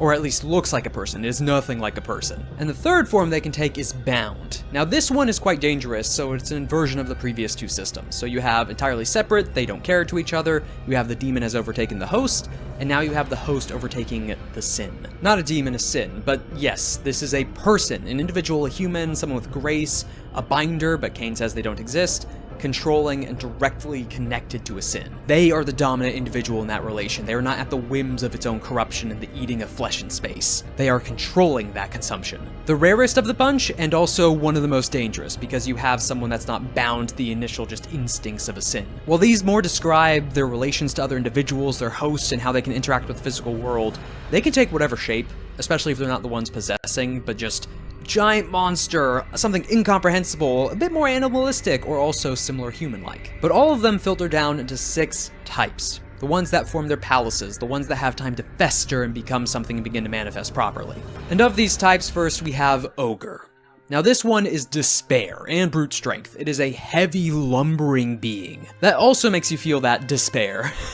And will make you feel physical pain as well. But within its palace, this place that they hide away and corrupt the landscape of, each of them eating away at that space, making it their own demi-plane, almost like Persona a bit. Because to finally kill a sin proper, you can injure it wherever you want outside of it, but it's going to go back to its palace. You need to kill it inside its palace to get any proper effect. But its palaces are usually a dingy, corrupted place, abandoned parking lot, this falling apart apartment building, fog forming around the location, everyone just feeling terrible. Great hulking, lumbering despair. Now the idol. This is the want to be wanted, the want to be loved, the lacking of any kind of physical touch or separate person wanting you to even exist. Not quite succubi, but definitely cult leader.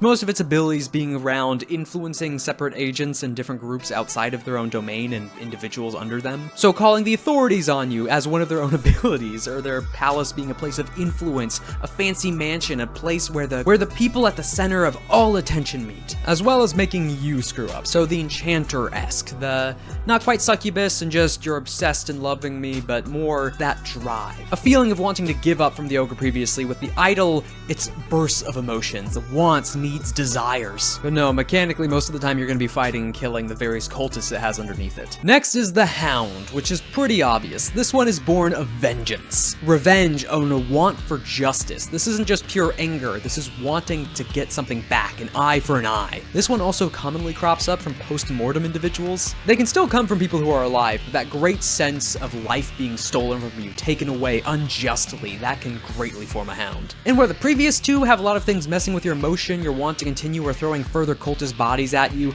the Hound just is going to kill you. One of its main abilities and attacks result in flaying. Its palace is a place that's basically a butcher shop. It's a terrible, horrifying mess. I mean, look at the images here. It's all horrifying. Some of them xenomorph type stuff. I mean, it's a killer. But similar to the others and similar with the rest, it'll also make you feel an emotion, some kind of desire. Instead of like wanting to give out your emotions or need or want from someone else, or that despair of the ogre just having you to give up and not continue, the Hound is anger. It's going to make you attack other people, leading you to violence, pushing you over that edge for any slight transgression, and then again just coming in to kill you or throw you into a pocket dimension where it can just fight you. Next up is Centipede. Ooh, not the best name for...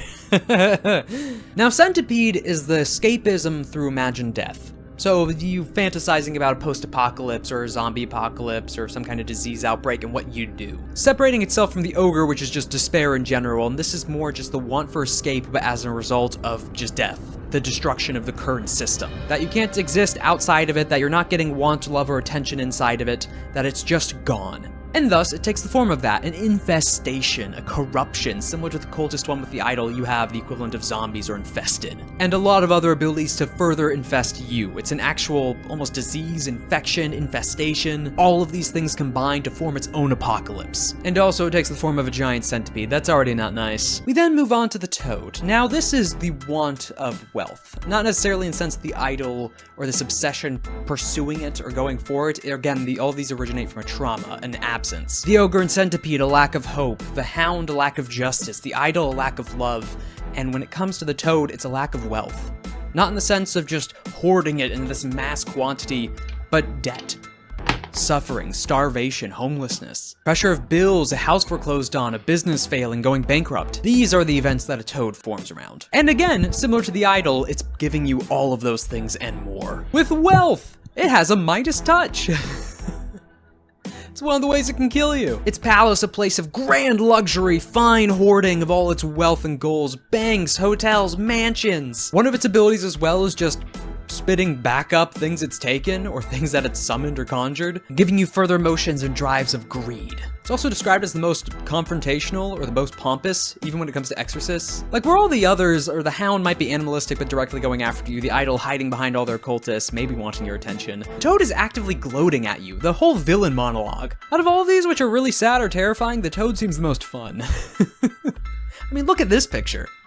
It's just a neat guy. And lastly is Lord, where it's not quite playing by the rules of all the others. So it still has all the rules of the previous forms and types, but when it comes down to its palace, its entire self is almost the palace. It's not really having to go retreat somewhere, it's always in the center of it, and it's always more than just the one location. It spreads out, sometimes taking up entire chunks of cities, if it gets bad enough. But this one is driven through fear. The want to escape, the want to flee, the want to hide, self-gaslighting, not willing to face the truth of a situation or the reality, and thus it forms an escape, trapping its host and anyone around within a separate pocket realm to help further comfort and lie to the host. And when it comes to its abilities, it is fighting you almost the whole way through, just by manipulating the entire palace itself and what you're dealing with. Able to change the time period, the rules of the situation, maybe modern equipment just can't exist in whatever it's fabricated, so thus it changes back to something previous. Your walkie-talkie is now pigeons, just taking all your useful equipment, gone. And also in more direct attacks, just erasing you. Again, that phrase of eating flesh in space, but the Lord is a boss fight where the layer is the boss. But those are the main types of sins, the ones that have all the fancy kit, the different domains, the different abilities they can place, the palaces. But that's not to say that there aren't other enemies you as an exorcist are going to face. You've got your usual mundane stuff, like different bits of authorities you might accidentally bump into, mercenaries either knowing of this psychic stuff or just bumping into you in private corpse, and cultists. You know, that's always there. Cultists are there. You also have things that exist within that black psychic sea that aren't sins necessarily. These are called drifters. Entities that are creepy, not wanted, very concerning, and I don't like that one. But just as the name implies, they usually come in and then disappear. More of an unknown and not directly correlating with the sins, or an individual with grace. But also in this camp, there are manufactured sins. Different organizations similar to Cain that have been typing into psychic phenomenon and capabilities, and some have figured out how to manufacture sins. None of them to the scale of those 6 different types previously, but still enough to be able to have some kind of summon on that plane of existence. But one of the more dangerous types of properly formed sins are the imago. Sins born of a trained exorcist. One that has taken multiple sin marks that have been burdened with mutation and different aberrations within the black psychic sea. Tainted by attacks from certain sins, their own abilities overwhelming them, they turn into an imago. Their entire physical form, not just manifesting somewhere separately, dying or then being possessed, but all it fusing and changing at the same time. Again, not like a sin that's made separately from a person with grace, but the sin seed itself properly forming and taking hold. The entire being now a psychic entity. Also your previous colleague likely. Usually will try to flee and will form into one of the other 6 types. The dangerous part is they're trained to these blasphemies, your techniques, and also have a bit more thinking outside of the initial instinct a sin has. They can prep and plan and know you. But all those things separately are what you're here to hunt. You are an exorcist. You are a tool used by Cain to wipe away the stain. You are one of the few people blessed or cursed with grace, a sin seed forming within your own head, trained and refined to be a tool of destruction, a killer, an exorcist. While most humans will go out and if they witness a sin properly, suffer immediate brain hemorrhaging, dying, falling unconscious, you are the one standing on that front line. You are going out there to take them down, walking directly into their palace where space and time are being eaten alive. And if you're not careful, you will follow suit. So go out there into the world, the sickening miasma of all of human existence, all their thoughts, memories, wants, desires, emotions, stewing within a black pool, forming these cancerous growths. Humanity's sin, wipe away the stain, as above, so below. So below.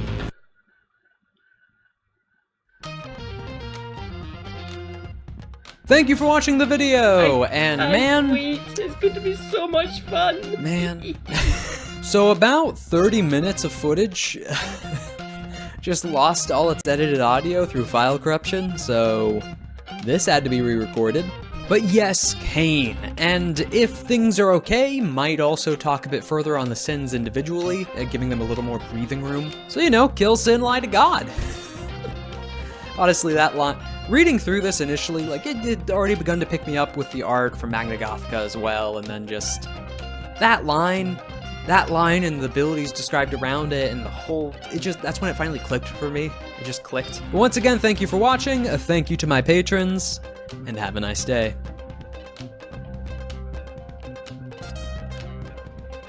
Thank you, Zach.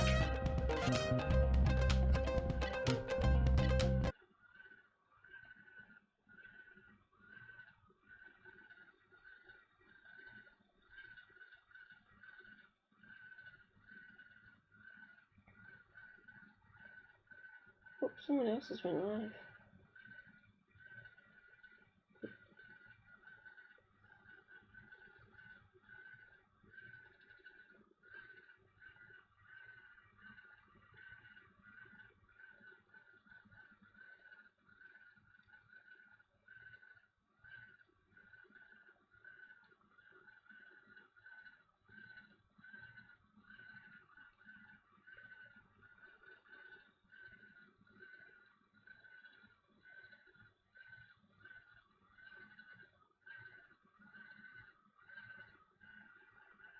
Copy, please.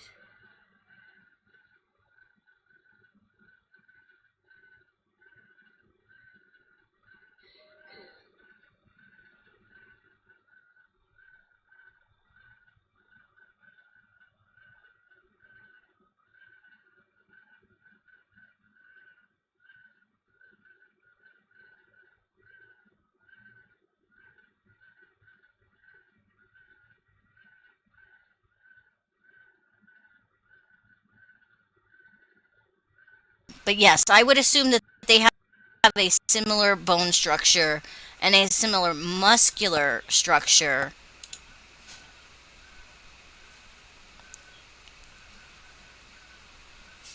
I know, that's the thing. But they're obviously squishy on the outside. And I don't see how you could be... Those look like salami. Yes. Not to get too deep into the weeds, but to have this kind of structure, you need bones. I'm just saying that Props was being lazy. And I should know, because Cappy and I had to make a lot of realistic flesh for one of her shows for an eldritch god to eat them on stage. It was in the 90s, yeah. So we just added a new layer to watching Alien Nation.